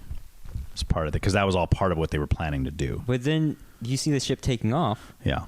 And the camera just stays on the moon. How did they get the footage back? I don't think it was on the moon. I think it was on the ship. Really? Okay, so just dangling off the... No, it was like connected to the ship. And again, Interesting. I don't know. I don't know. I wasn't there. Yeah. I don't know. To me, here's the main thing for me with all the conspiracy stuff. I want to get back to the Garden Grove or the Bohemian Grove. Yeah. But like, when I look at all of the people that would have to be involved in that big of a cover-up, to say that the moon landing never happened. It was all a big stage thing. It was in some sound stage in L.A. and Stanley Kubrick did all the videoing, or this is what people say.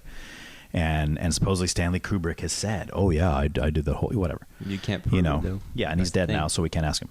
But it's like, to me, that seems less likely, only because that is a lot of people that would need to keep their mouths shut and not say anything about it. Like, that's just a lot. That's less than the amount of people, who are just taking their word for it. And say, and this is what people say. They say, my problem is I'm just taking their word for it. I'm like, well, that's all I have. I don't have anything other than their word. Could they be lying? Of course. I'm not saying 100% positive that they're not lying. I'm just saying the evidence that I've seen leads me to believe that it happened. I have not seen any evidence that would tell me that it didn't happen. Yeah. Right. The only evidence I see is, and I use evidence loosely, they'll say like, oh, it was in the middle of the space race and the America was trying to beat the Russians and they knew they weren't going to get there first. So they had to do this whole fake thing where they actually landed on the moon where they didn't. And it's like, it's this big elaborate thing. Scheme. Is it Why? Possible? Of course it's possible. Is it possible that we're not even real, that we're in the Matrix? Of course it's possible. Anything is possible, bro. but not everything's probable. Yeah. And I just try to look at the probability of it and say, well, no, I don't have any reason to believe that they're lying. You'd have to show me very solid evidence, but then people say, well, Ryan, you wouldn't believe the evidence if we showed it to you. I would if it was evidence. Good evidence. You're right. I totally would, Yeah. One thing I've always said about Jesus and about Christianity, if someone showed me, and again, this would take a lot of, you'd have to actually prove to me beyond a shadow of doubt that these are indeed the bones of Jesus Christ. If somebody could do that, I would abandon the whole thing. I would shipwreck the whole Christianity thing and I would go a different direction. Because if Jesus never rose from the dead and his bones are still in the grave, I got nothing. Christianity's dead at that point. That is the linchpin that Christianity hangs on. But again, somebody could show me bones and say, hey, Ryan, these are the bones of Jesus Christ. And of course, my question would be, how do you know that? Well, how do you know that? People's testimonies too. Right. It's like, how can you explain all that I've gone through and what Jesus has done for me? Sure. Without Jesus. Well, you could say it was aliens. It wasn't. You could say it was something. I'm just saying these are other theories that people could make and say, and people do make, and say that all this whole like experience with Jesus that you Christians say you have, it's just things in your brain firing off. Then and I'm like, that's a lot of people. What would be the probability? It would be more likely that Jesus was alive than it would be the other way around. And I agree with you. This is why I'm a Christian. Yeah. This is one of the reasons I'm a Christian, is because I think the evidence, I can't prove it 100%, again, but I don't work in 100%. I work in probability. What's the probability that the story of Christianity is true? I think that's where faith comes into play. Well, faith Lord too, yeah. gives us this much evidence, and it's like, now it's up to you. Right. You choose. Right. And yes. And I'm glad you worded it that way, because a lot of people talk about like a blind faith, as if we're just believing Christianity is true because we just really want it to be true. No. There's no evidence of anything. We just really hope and hope and hope it's true. It's like, no, like there's a lot of proof to show that this is real. I have a problem with people who say, what's it going to hurt if you say you believe in Jesus? Right. Because like if you're right, you get to get into heaven. If you're wrong, then you don't lose anything. I'm like, that you're missing the whole point of Christianity. Yeah, right. The whole point of Christianity is not so that you can get a better life after this. Yes. It's so that you can be saved and help other people come to know who Jesus is, because he loves us that much. Yes. It's not if I say I believe in him and, I kind of live for him and then I die and I meet him. Yeah. Oh, and he's real? Awesome. But he's not real? Oh, okay, I'm still good. Right. It's like, no. Right. Missing the whole entire point of believing in Jesus. It's a relationship with him. Right. It's not about getting the get into heaven free card. Yeah, I know. You know, that's an added bonus, but it's not the reason. Yeah. who as a Christian does not want to be in heaven? Right, exactly. But that's not the whole reason we do it. Right. I know a lot of people that aren't Christians that want to be in heaven. See? You know? Yeah, they're just like, oh, yeah, that sounds like a great place. I've had atheists on here, and I've asked them, so I know you don't believe in Jesus, you don't believe in Christianity, any of that, but is there any part of you that kind of hopes it's true? Like in a sense, like, do you hope there's an afterlife? Do you hope there's something wonderful for us to live out all of eternity in, you know, given all the struggles and the pain and the misery that's here on earth? Is there any part of you? And a lot of times they'll say, yeah, that sounds great. Yeah. I would love that. But they'll say, but I don't see any reason to believe it, you know, is what they'll say. But all right, let's finish out the grove. Owl thing. I want to hear a little bit more about the worshiping the owl statue in the grove, and then we'll move on to spiritual stuff, because I know you only got about an hour left. So okay. So yeah, they have a bunch of rich people, very powerful people come there. Okay. I think it's like a full week thing. The first night that they're there, they get all dressed up, get on these robes, and then they start this ritual of sorts where they have like a cart come through, and they play this song, and they chant some stuff, and in this cart they set it on fire, and apparently there's a sacrifice of sorts or something. Like a person or like an person. Animal? They're like, oh no, they claim it's a fake person. A fake person. Fake person. And those are fake screams. Don't pay any attention to those. Yeah, it's staged. It's all a fake person, you know? And we're just worshiping this huge stone owl. Yeah. How ridiculous does that sound? Yeah. But that's what they say. They say it's fake, and they wheel this thing up, and they do like their weird chants and whatever. That's the first night, and they go to sleep. And then for the remainder of the time there, they just have discussions.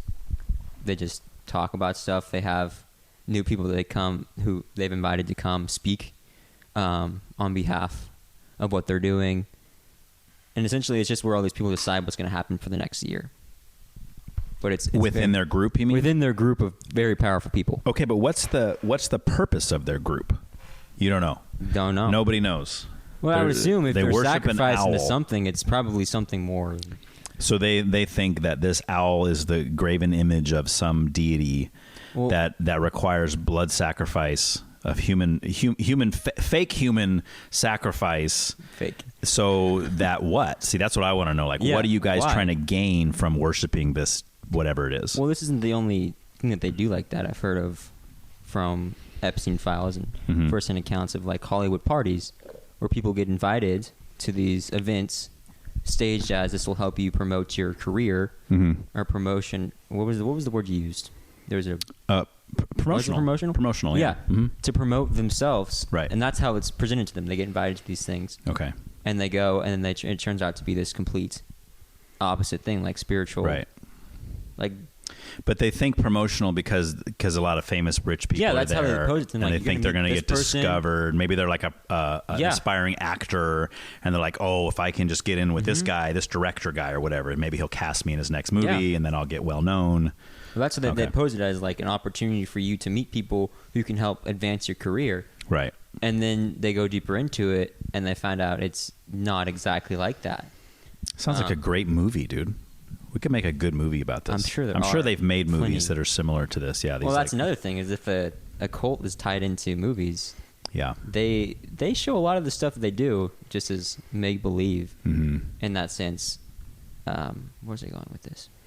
My ADHD brain is... Yeah, I want to know how it connects to the Epstein files. Epstein files, yes. Yeah.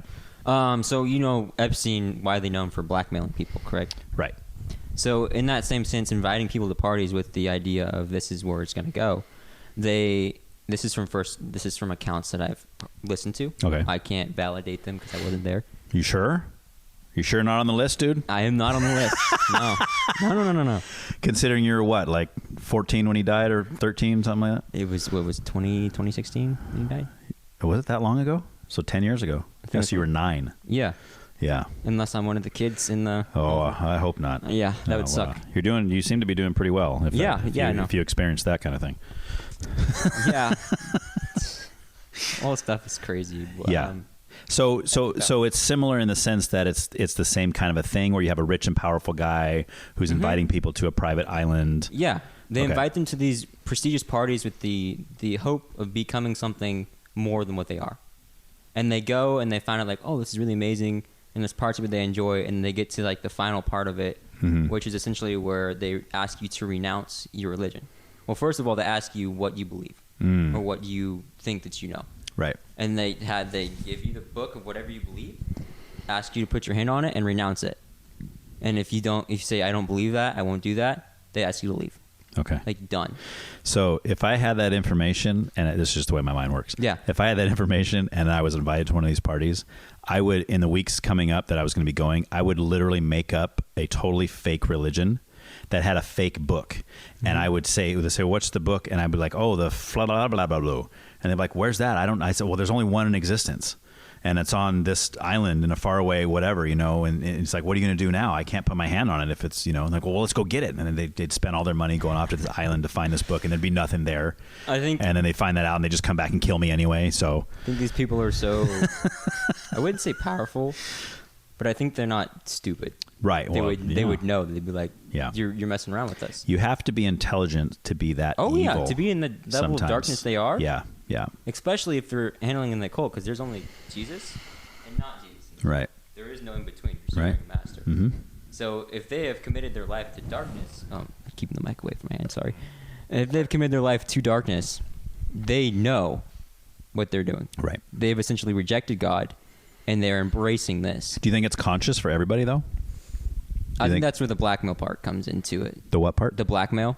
Okay. Which is, so the next part is when they go into this room, and essentially they have each person come, and then they're watching them, and they can't leave now. They're stuck there. And they have them on video, and they have people do horrendous things to them, like abuse them, and they have this tape. And now they're stuck in this world of blackmail, where it's like, you do this and this. So they have a tape of them involved in these actions that could potentially destroy them in a social level. Yeah. And get them put in jail. And they say, you do everything we tell you to do, or else we're going to release this video to the public. And that's the trap they get stuck in. Same thing with Epstein files, because like in the flesh, they want these things, but they know they're bad. So there comes a point where either they kill themselves because they can't get out of it, or B, they finally give over to it because like, I can never get out of this. Yeah. This is what I'm choosing. Yeah. And we've seen a lot of Christian artists, like Katy Perry started off Christian. Yeah. Miley Cyrus. They all started with biblical beliefs. Yeah. And you watch their decline, and you're like, what happened there? Yeah. I think that all plays into the whole like manipulation and blackmail thing. Yeah. There might be some truth there for sure. But I mean, there's obviously, it's somewhat common for kids that grow up in the church to rebel against that. I mean, some of my kids have done that. Like right now, I mean, he wouldn't mind me saying this, like my older son, Aiden, he doesn't believe in God right now. He hasn't for years. So he's, you get to a point where you have that decision to make for yourself. Yeah. And I think that, obviously in the case of Katy Perry, I believe her dad was a pastor, and her first album that nobody's ever heard was a Christian based album. And then, she turned into this whole thing. Right. And then she realized, maybe I don't believe this anymore. And so I'm going to write a song like I Kissed a Girl and see how that does. And I liked it. And boom. Now you blew up. Famous, yeah. Now you're famous. You got money. It starts with the little things like that. The small compromises of your values over time. And I think that's how the whole industry works, is like, how much are you willing to compromise for this? Yeah. But it has to be a core thing, though, right? So, like, for example, you're 19. Yeah. You were raised in a Christian home. Just what I know of you already, just talking to you for the last couple hours, I'm convinced that even if you were to go into something like that, you wouldn't compromise. No. There's nothing that they could say to you. There's no money they could offer you or fame they could offer you to where you would renounce Christ and live for the world. I just don't see it happening, because you have your own core belief system that's not just what your parents gave you. It's your own now. And that probably got really, I'm just speculating here, but it probably got really strengthened in that time that you spent kind of soul searching and fasting and trying to pray and decide what you're doing, because every person, at least every person that grows up in the church, has to have that you cannot, and I tell my kids this, I say, you can't have my faith. I'm going to raise you in the ways of the Lord. Yes.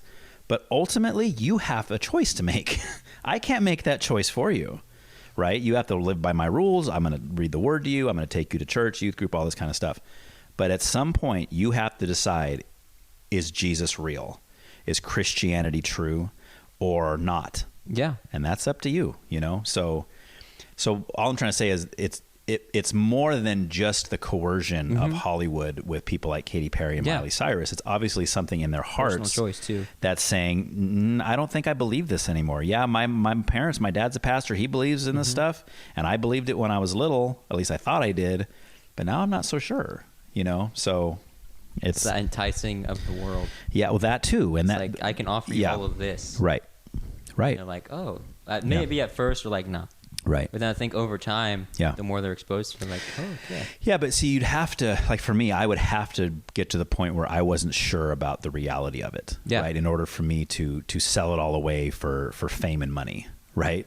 I would have to be at least questioning, be like, I don't know about this Christianity stuff. Yeah. You know, I don't know. I read a book by, Christopher Hitchens, and I'm pretty sure that, whatever it is, have some kind of a faith crisis or something, which we all go through. But I think that's how also sin works, right? Yeah. It's like that little by little. It's not initially they ask you to do a big thing. Right. It's like a tiny thing, like, here, do this. It's no big deal. Yeah. Like, oh, okay. You may feel bad afterwards, but you repent, but you're like, how good that felt. Right. Still was there. Right. And that's where the faith aspect comes into play. It's like, if you really truly believe in Jesus, repentance there and not doing it again is huge. Right. But the more you're exposed to those things, like, oh, it's okay. It's like, I can continue to compromise and do this. Yeah. And at some point, you're like, why do I need Jesus if this world can give me what I want? Right. I mean, really, seriously, I'm being honest. Like, if Jesus wasn't real, Christianity's not true, I tell you what, man, I'm probably going to live for the world. Yeah. Because I only got 70, maybe 80 years, maybe if I'm lucky. I might as well get the best out of this life I can, because at the end, I'm just worm food anyway. So who cares, right? It's definitely appealing. Yeah. For sure. Yeah. If it's not true. If it's all true, if God's real, Christianity's true, all the Bible's true, all that, then it's not worth it to live for yourself and live for the world. And that's what I love about Jesus. It's like, the more you get to know him and have a personal relationship with him, and then you go and sin, whether purposely or not, you're like, this is nothing compared to Jesus. Like, doesn't even satisfy him in the same way. And sin may satisfy you for a moment, but afterwards you feel empty. It's temporary and destroyed. And you go and spend time with the Lord, and you're like, this is eternal. Because there's not a shadow in your mind or a shadow of doubt. You're like, this is not something that's not eternal. It will last forever. Right. All right. Well, let's use that as a springboard. Okay. Jump into Christianity then. And I definitely want to ask you about what you just said. But first, kind of walk me through how, obviously you grew up in the church, right? For as long as you can remember, both your parents were believers, right? Yes. So you don't really know anything other than Christianity in a sense, right? Yeah, I guess you could say that. Okay. But what for you, what was the defining moment? I'll let you tell me in your own words. Yeah. I might have already kind of. So like how I met Jesus, or when I decided to follow him? Well, just in general. Well, see, are they two separate things? Do you think like meeting, I guess meeting Jesus is just him revealing himself to you. Yeah.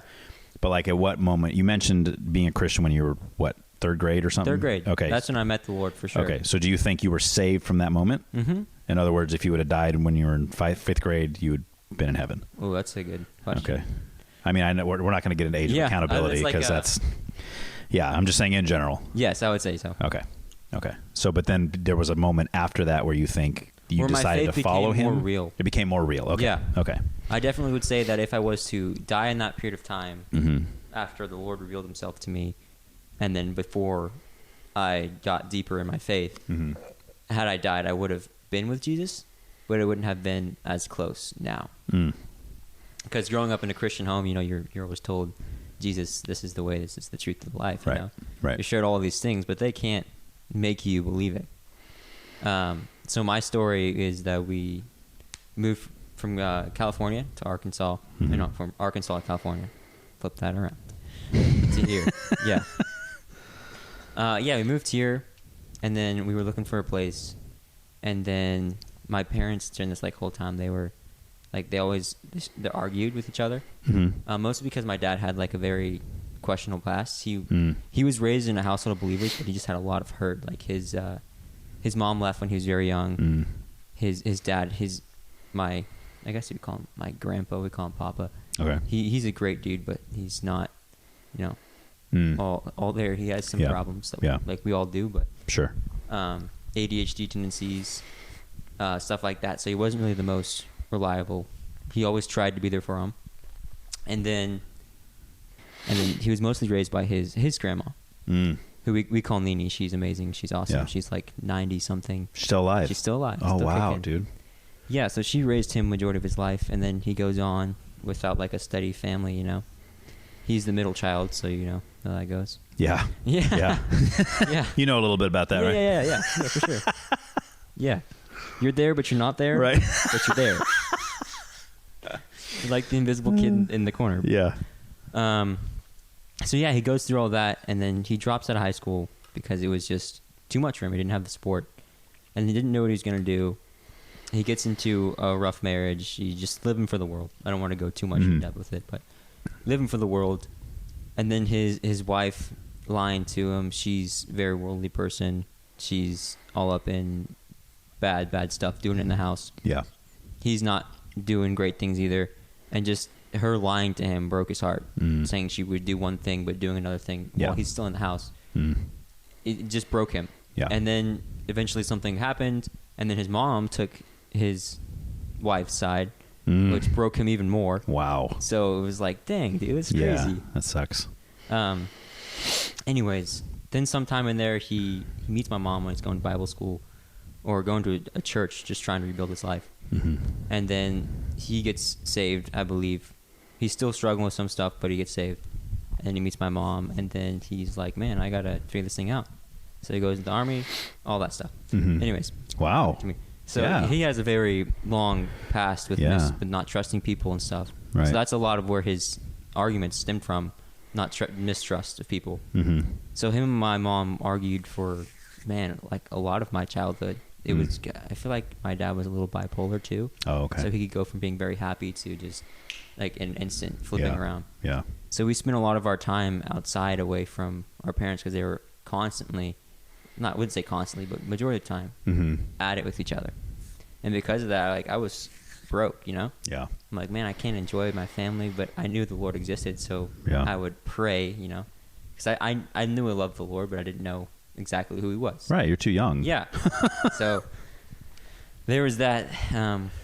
My parents did a good job of trying to keep us in the church and keeping us plugged in. That we've been at Calvary for a while. Yeah. We were in and out for a second because of all of that. It was like Calvary is my home, So staying there was something big, and I would really say VBS is where I was like Veebs. Yeah. Yeah. Who is that? Patrick? Yeah. That's for you, man. Yeah. Veebs. Yeah. Just the summers there that I spent there was like, the Lord's real. I know it. Right. And I remember like every time they would say, if you want to give your life to the Lord, give your life to the Lord. So I'd always be the one like, yeah, I'm going to do it. Every single year. You'd raise your hand every year and pray the prayer. And But I don't know if I knew I loved the Lord, but I don't think that was when I accepted him. Okay. Until third grade, and my parents were, I heard rumors about them getting, divorced. And I was just broken, Yeah.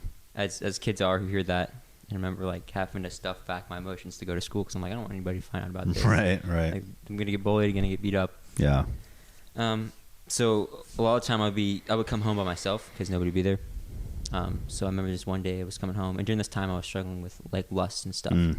So that was something that traveled on majority of my life. Yeah. So I just came home and was just angry, sinned against the Lord and lost, and it was just standing there. But I was like, Lord, I know you're real. And I just fell to my knees while Caleb was playing. I remember the exact spot. Oh, yeah? Yeah. Oh, wow. And I was like, Lord, I can't do this on my own. I need you. Yeah. I believe that you're real, Lord. I renounce my sins, and I accept you as my Lord and Savior. Wow. And in that moment, I just felt like a weight lift off of me. I was like, whoa, I feel so free. About how old are you at this point? Third grade, so I was probably 9. Okay. And it's kind of like I woke up. Yeah.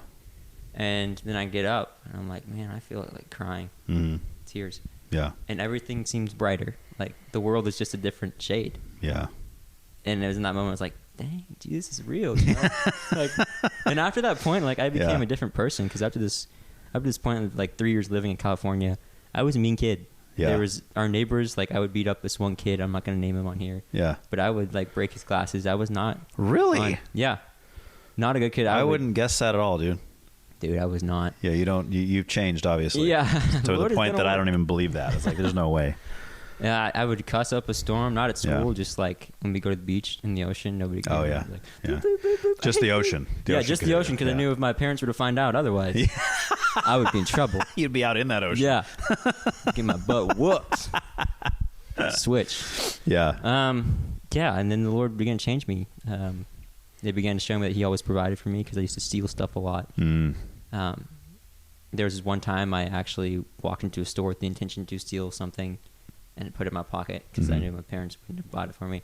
I was going to walk out, and I felt like the tug. And I didn't know what the Holy Spirit was at this point in time. It was just like, hey, don't do that. And I was like, but I really want this thing. And I just tried to continue to waddle out the door. My parents were like way up there. Yeah. I'm like, but that step to get out the door was dread. Like I couldn't do it. Yeah. And eventually I turned to the person there and was like, hey, do you mind putting this back for me? And I think she knew that I had this thing. Oh, really? She's ready to jump on you as soon as you walk out the door. Because, she's not allowed to say anything until you walk outside. Yeah. That's why. Because you're not technically stealing until you leave the store. So that's why I think the Lord was like, don't do it. Yeah. So I handed it back to her. She smiled at me, and she's like, yes, I will gladly do that for you. Yeah. And I walked out. And it was just such a release in that moment. Right. And I haven't stolen since then. Nice. I'm like, yes, Lord. What was the item? I got to know what the item was. Was it like candy or was it something significant? Like a squish thing. Like when you squeeze them and the eyes pop out. Yeah, like a stress thing. That type of thing. I was like, this thing's cool. I want it. And that's just one example of how the Lord has changed me.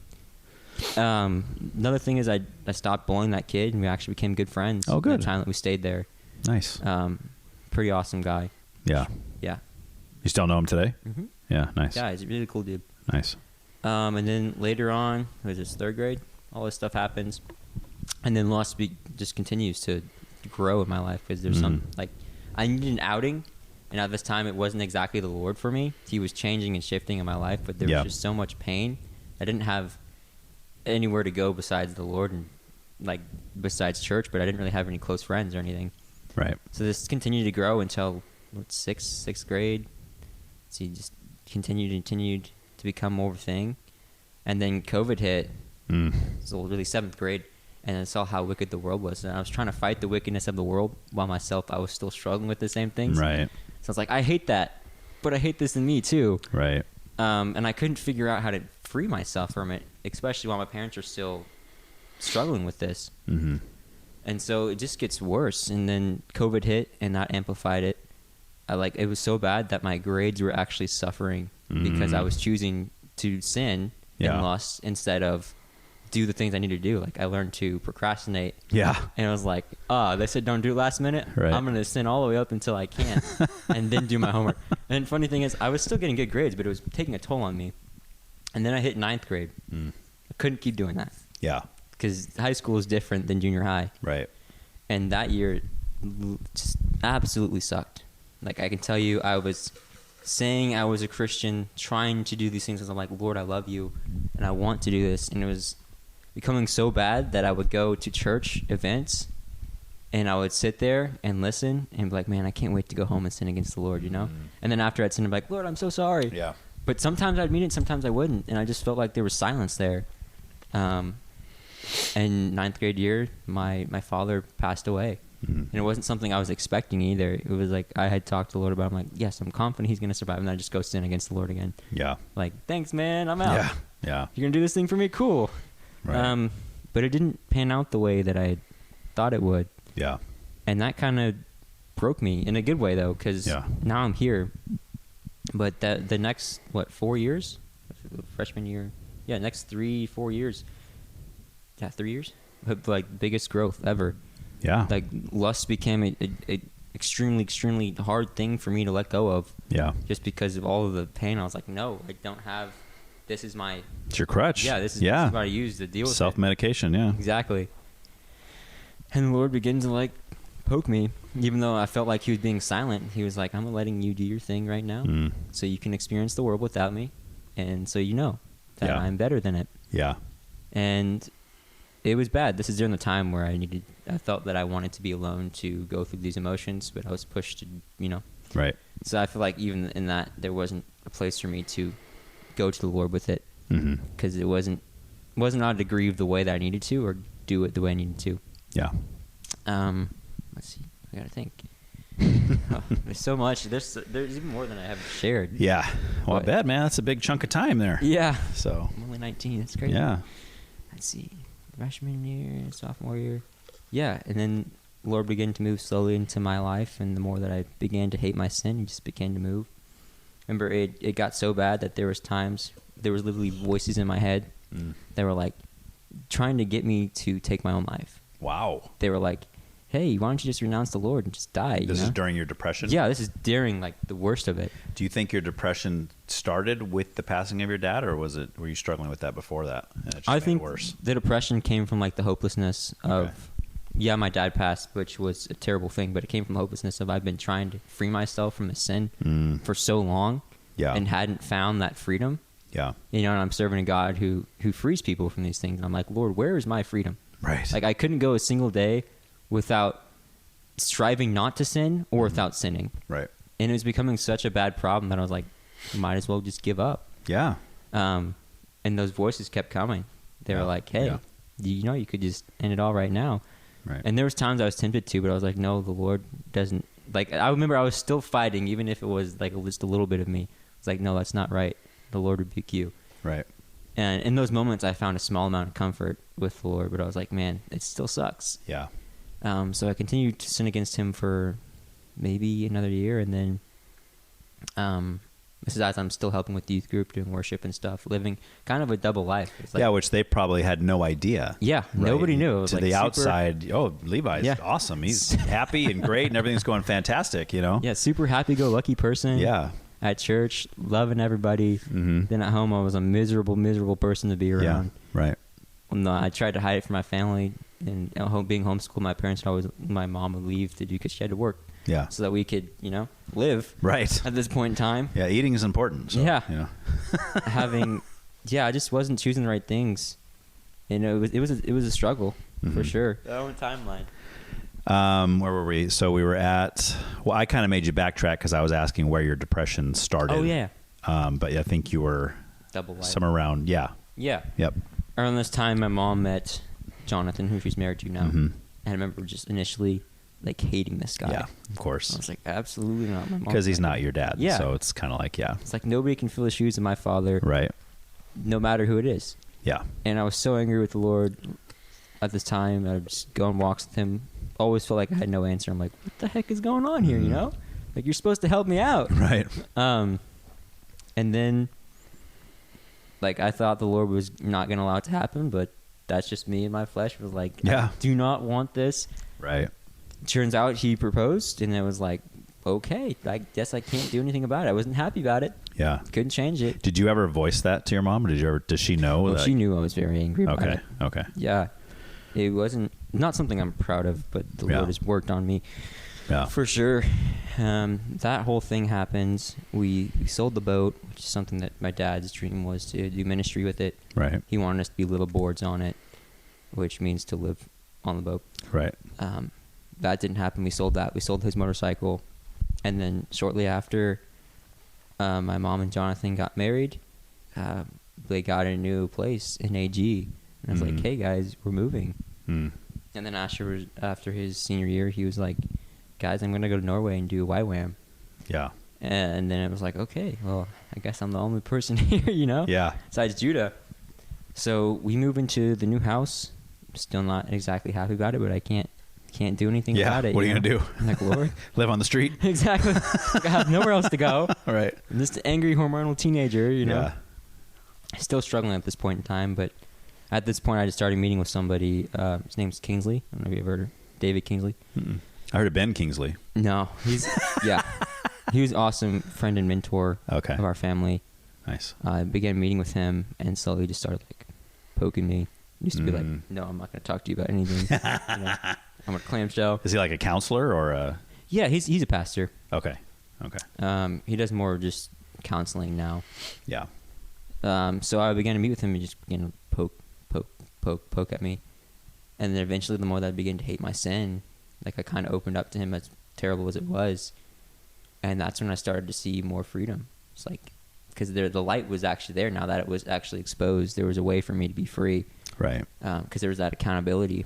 And it's anyone who's in sin, that's the way you find freedom. Mm-hmm. You confess to the Lord, you confess to somebody else to keep you accountable. Yeah. And you go from there. Right.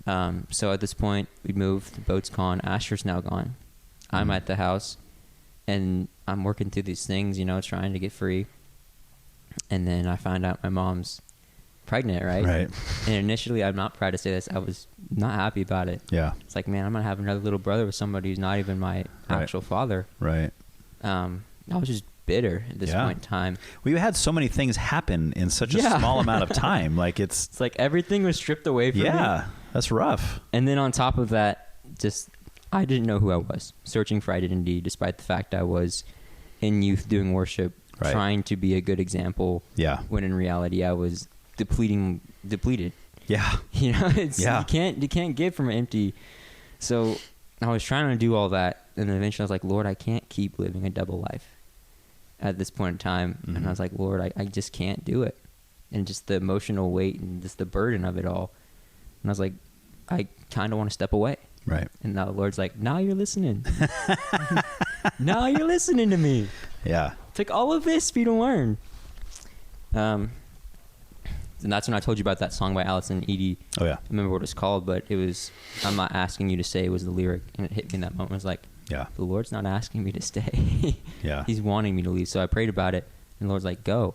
So I stepped down from my position as a worship leader for the youth, and I stepped away. Like, I left all my friends and went. And that's when I started. It was Hume. Oh, I can't say it was. I left. And there was Hume. That's 30 days prior to Hume. I started my fast, my 30-day fast, which was Hume. Like you worked out at Hume, or you? Hume camp for church. Yeah, that was the last youth event that I went to. Oh, okay. Before stepping away. Before you, gotcha. Okay. But I did the 30-day fast leading up to that. Okay. And the first day I could eat was the first day of Hume.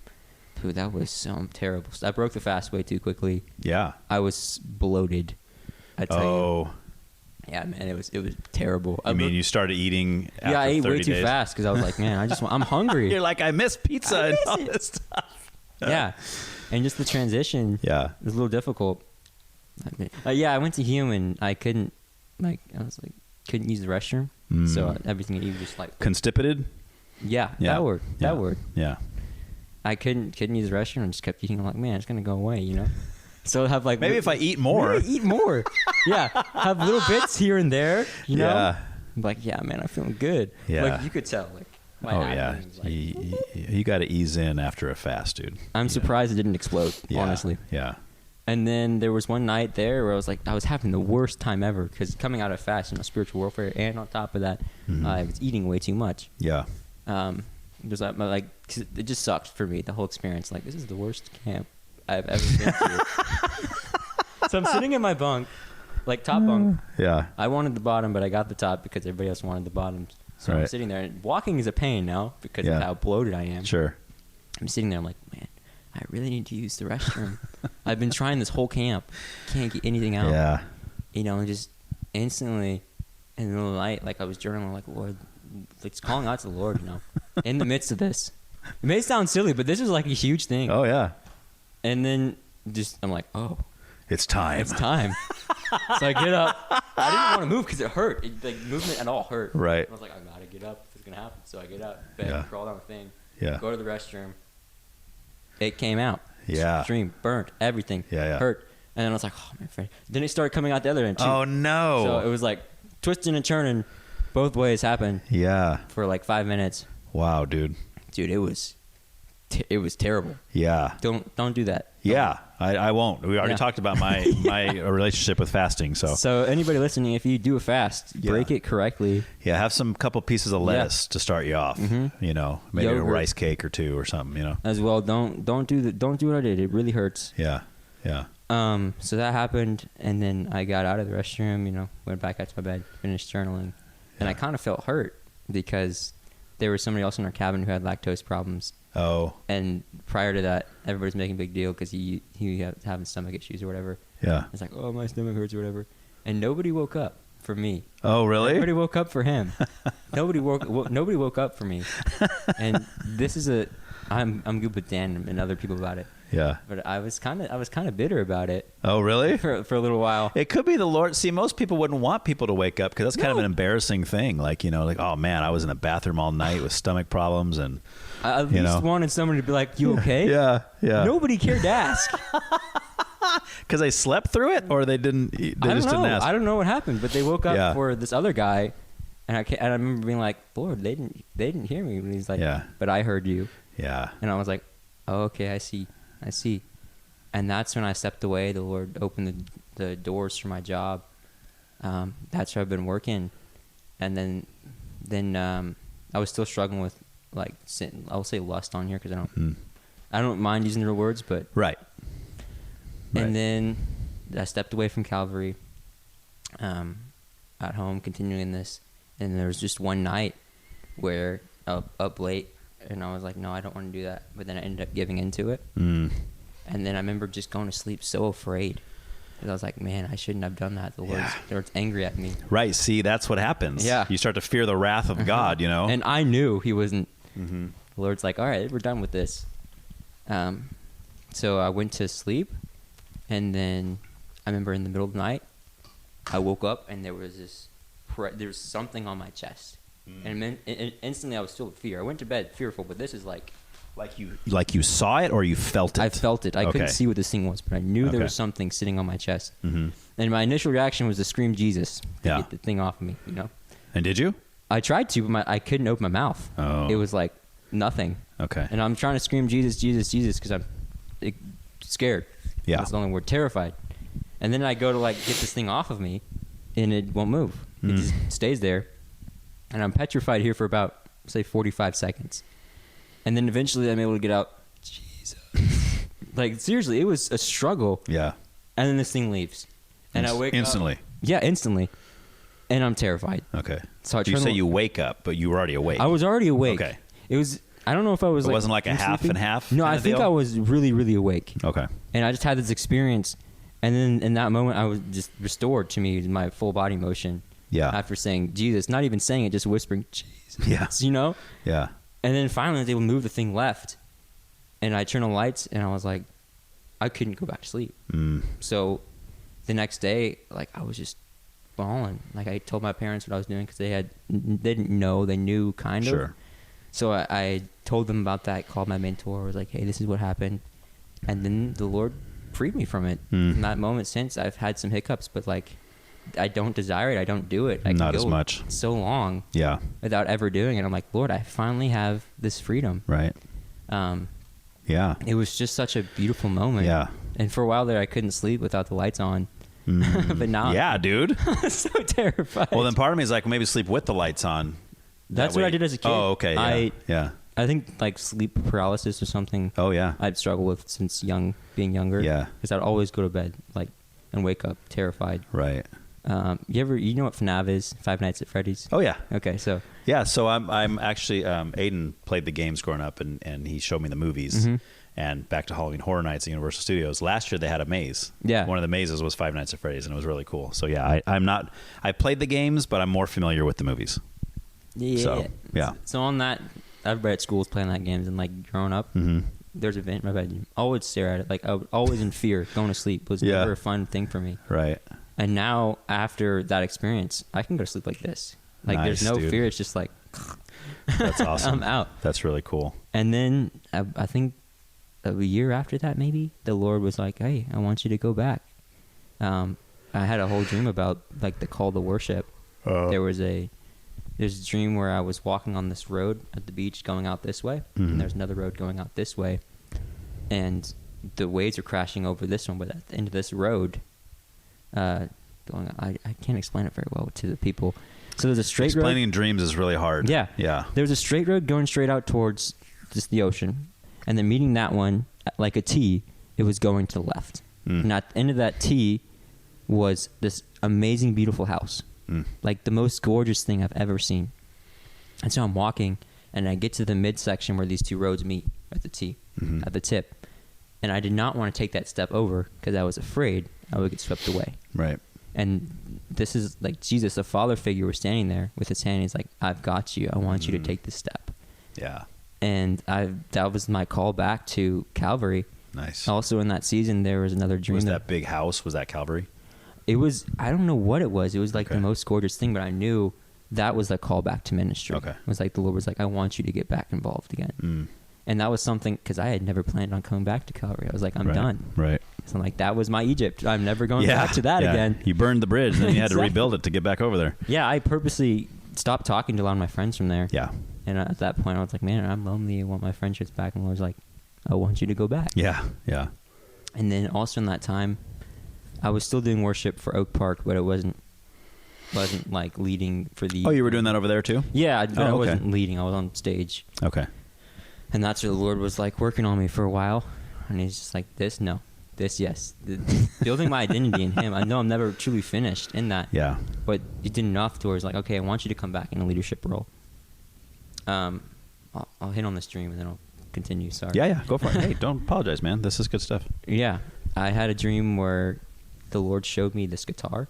And in the dream, I understood that I was going to be given this guitar. And I was like, okay, whatever. I woke up and I was like, that's cool. and not but a few weeks later, like family friends of ours had brought me into their office where they worked, and there was that same guitar that was in my dream. Oh, no way. They gave to me. No way. Like, this is it's an expensive guitar. Did you tell them? $1,000. I told them the exact dream. Now, right when you saw the guitar, you're like, oh my gosh, you're about to give that to me, aren't you? Well, after having the dream, I kind of knew that somebody was going to give it to me. I was like, this is something the Lord's told me. Yeah. And I believe for it, you know? And then I kind of had an inclination that this person was going to give me one, not prior to the dream, but after it. I was like, something's suspicious going on. Yeah. Just my intuition going crazy, I guess. And then they gave me that very guitar, and I told them, he's like, yeah, we know. Your mom told us exactly which guitar to get you. Wow. And I was like, dang, dude, it's so crazy. That's really cool. So in that sense, worship and ministry has a place on my heart, because that's what the Lord is. Do you still have that guitar? Yeah. That's the one you're playing That's the one I use now. It's a very expensive guitar. Dude. So. Wowzers. Yeah. That's really cool. And that's where I'm at in my walk right now. Somebody asked me, like, do you believe in Jesus? I'm like, yes, here's why. Yeah.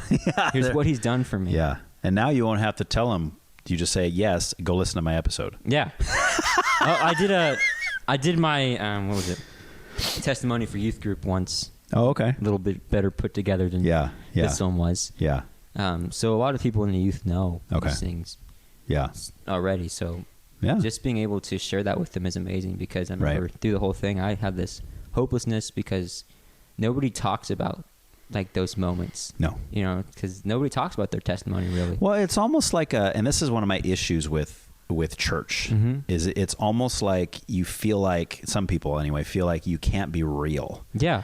Like, well, I'm a Christian. I'm supposed to be happy all the time. I'm not supposed to have any struggles, and I can't open up to these people. I see people on Sunday, hey, how's it going? Oh, great, fantastic, wonderful. It's like, no. And of course, we all know that when we're in the trenches with our deep, close friends, that's when we hear the real story, right? Yeah. And, you know, I've seen this like firsthand, like the phoniness of some people, like where literally I will know some things that maybe I'm not supposed to know because like my wife's friends with this person's wife or whatever, and I overheard or I was told. And then I ask them how they're doing, and everything's great. Like, good, I'm doing amazing. And I'm thinking, I know you're not great, dude. I know that your marriage is falling apart. I know that your kids are on drugs. I know that, like, I know this stuff. Yet, and of course, I'm not going to say that to him because it's not my place. Yeah.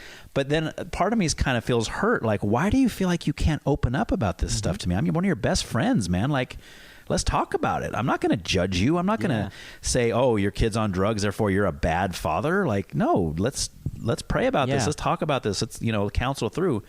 And even in my own life, I need people like that in my life that I can be open and honest with and say, man, I'm really struggling right now with whatever it is, and I can confess that to people. And, I'm not saying we should walk around and tell the whole world all of our problems all the time, but don't be fake either. Yeah. You know what I mean? Just say, be honest. I think that's just say things are hard right now. Pray for me. Or if you feel comfortable enough with that person, say, hey, maybe we can grab lunch next week and I'll open up and talk about it, but right now is not the time because I'm trying to be happy at church. Yeah. I think that's a big place where discipleship comes in to play with the church, because the Lord says, go out and make disciples, not converts. Right. So that is important to go and proselytize. Yeah. But continuing in just the one-on-one together, keeping people accountable and being there for each other, Right. is the place where we find like more of a, I would say more of our anchor in Christ, to know that there's other people going through the same things. Right. And there's people there for you. Yes. It always feels good to know that you're not the only one. Yeah. Like I don't have time to go into all this, but like I'll just briefly, I've struggled with anxiety my whole life. Like from like 13 on, I didn't know what it was till I was in my early 30s. I was like 33, finally figured out, oh my gosh, this is like anxiety, panic disorder kind of stuff, right? But the symptoms and the way you feel is so weird that you think I'm nuts. I'm losing my mind. I'm going crazy. There's nobody that's dealing with this. Yeah. So when I first started kind of delving into the condition and going into talk therapy and those kind of things, and then reading books and people are describing what they're going through, I'm going, oh my gosh, that's to a T what I'm dealing with. Like, and so to start, even before I started talk therapy, I already started to heal just from knowing there were other people that were dealing with the same exact thing, and not just one or two, lots of people that were dealing with the same thing. So just knowing that, you know, like even in Christian circles, where you're like, oh man, I'm really struggling with prayer. I'm really struggling with, you know, certain parts of scripture. And like, you know, you have a Christian brother that can come along and say, oh yeah, man, I've struggled with that for years. Yeah. Really? You know? And it's like instantly, it's like some of this weight lifts off your shoulders, and it's just so important, that community. That's why I don't understand Christians that are just like, oh yeah, I'm a Christian, but you know, I don't go to church. Never. I don't go to Bible studies. I don't go to small groups. I just, but yeah, I'm a Christian. I believe in Jesus, the Bible. I believe all that. I never read it, but I believe in it. And it's like, well, dude, Then why do you have it? yeah, it's like you're missing like the most mark. important aspect of the Christian walk is that fellowship and that oneness that you share with other believers. You're missing it. Yeah, but the church, they're all hypocrites. Whatever, dude. It's like, really? That's going to hold you back? Come on, man. Aren't you being hypocritical by not doing the things the Lord commands you to do? Yes, exactly. It's probably before your time, but there used to have a Lifeline Productions used to do these real funny commercials on Christian radio. They're like little 30-second commercials. But they had one where the guy's telling the other guys like, yeah, I don't go to church because it's full of hypocrites. And this kind of, he goes, oh, not my church. You need to go to my, there's no hypocrites in there at all. He's like, guy's like, really? He's like, yeah, here's the address, man. You go check it out, and he shows up on Sunday. He goes in this empty warehouse. There's like nobody in there. And he tells his friends like, dude, I went there. Was nobody in there. He goes, exactly. There is not a church. There's no church with no hypocrites in it. Like it just That's awesome. doesn't exist, So, Got him thinking though. Yeah. It's pretty funny. But anyway. All right, man. That's about it. That's about it, dude. I mean, we could go on for hours, really. I mean, there's a lot of different places we could go. Yeah, I might have to have you come back for a second one sometime. I would love that. Yeah. So, all right, where are we at? Yeah, we'll wrap it here, dude. So, thanks, man. Yeah, that was no good problem. times. Good times. Thank you so much for listening to this episode. To contact me for any reason, you can send me an email at whycan'twetalkaboutThat@proton.me.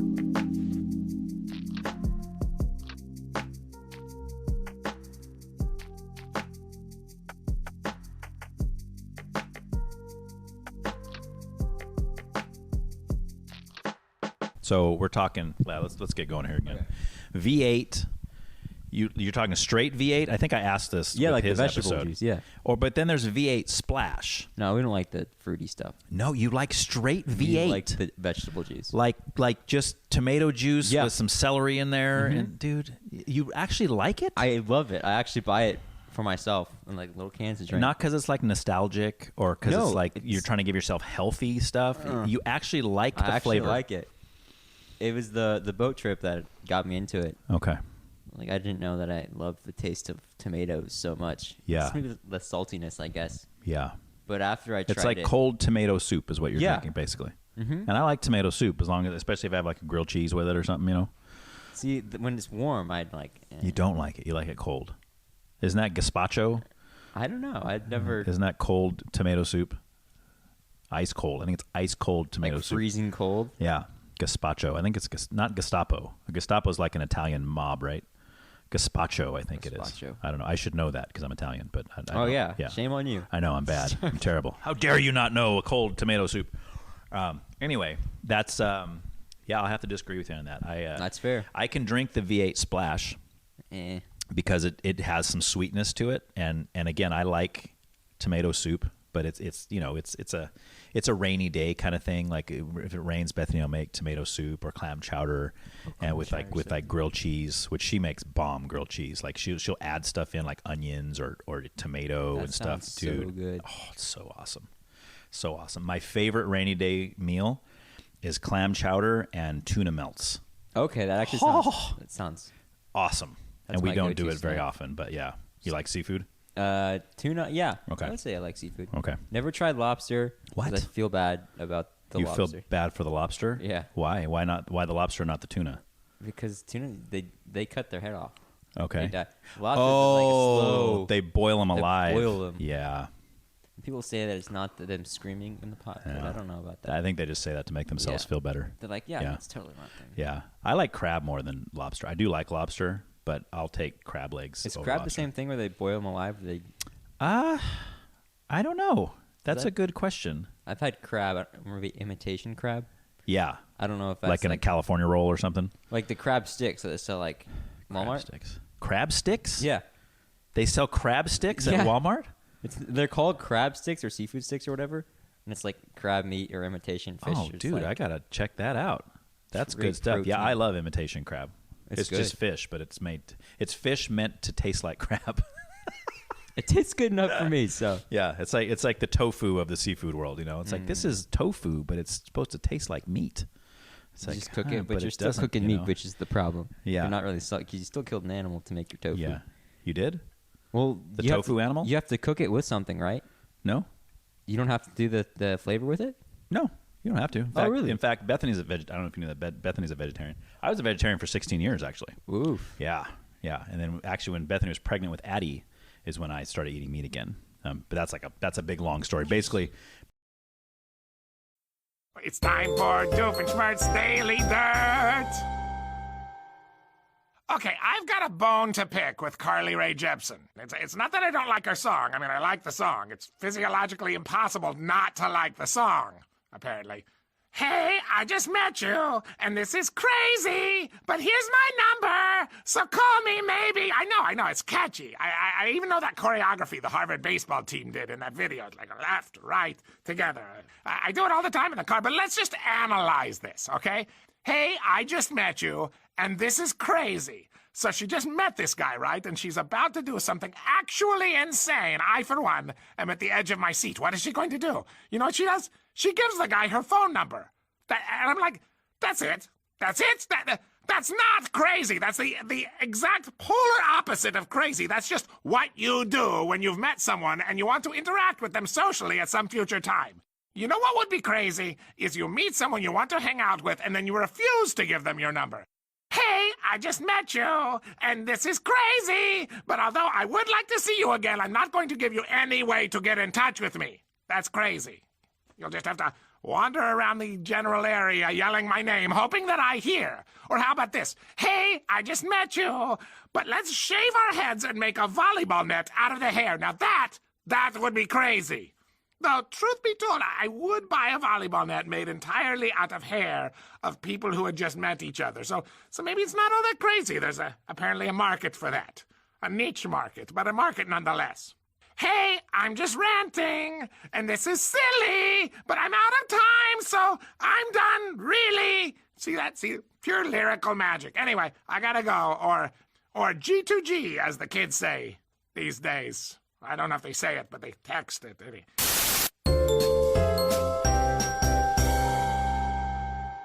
Anyway, don't forget to hit up those comments below, and if you have a question, you hear I did that? I said hit up those comments. I'm totally hip, because that's how kids are talking these days. I'm with it. Anyway, until next week, right? You know what I mean. Anyway, bye!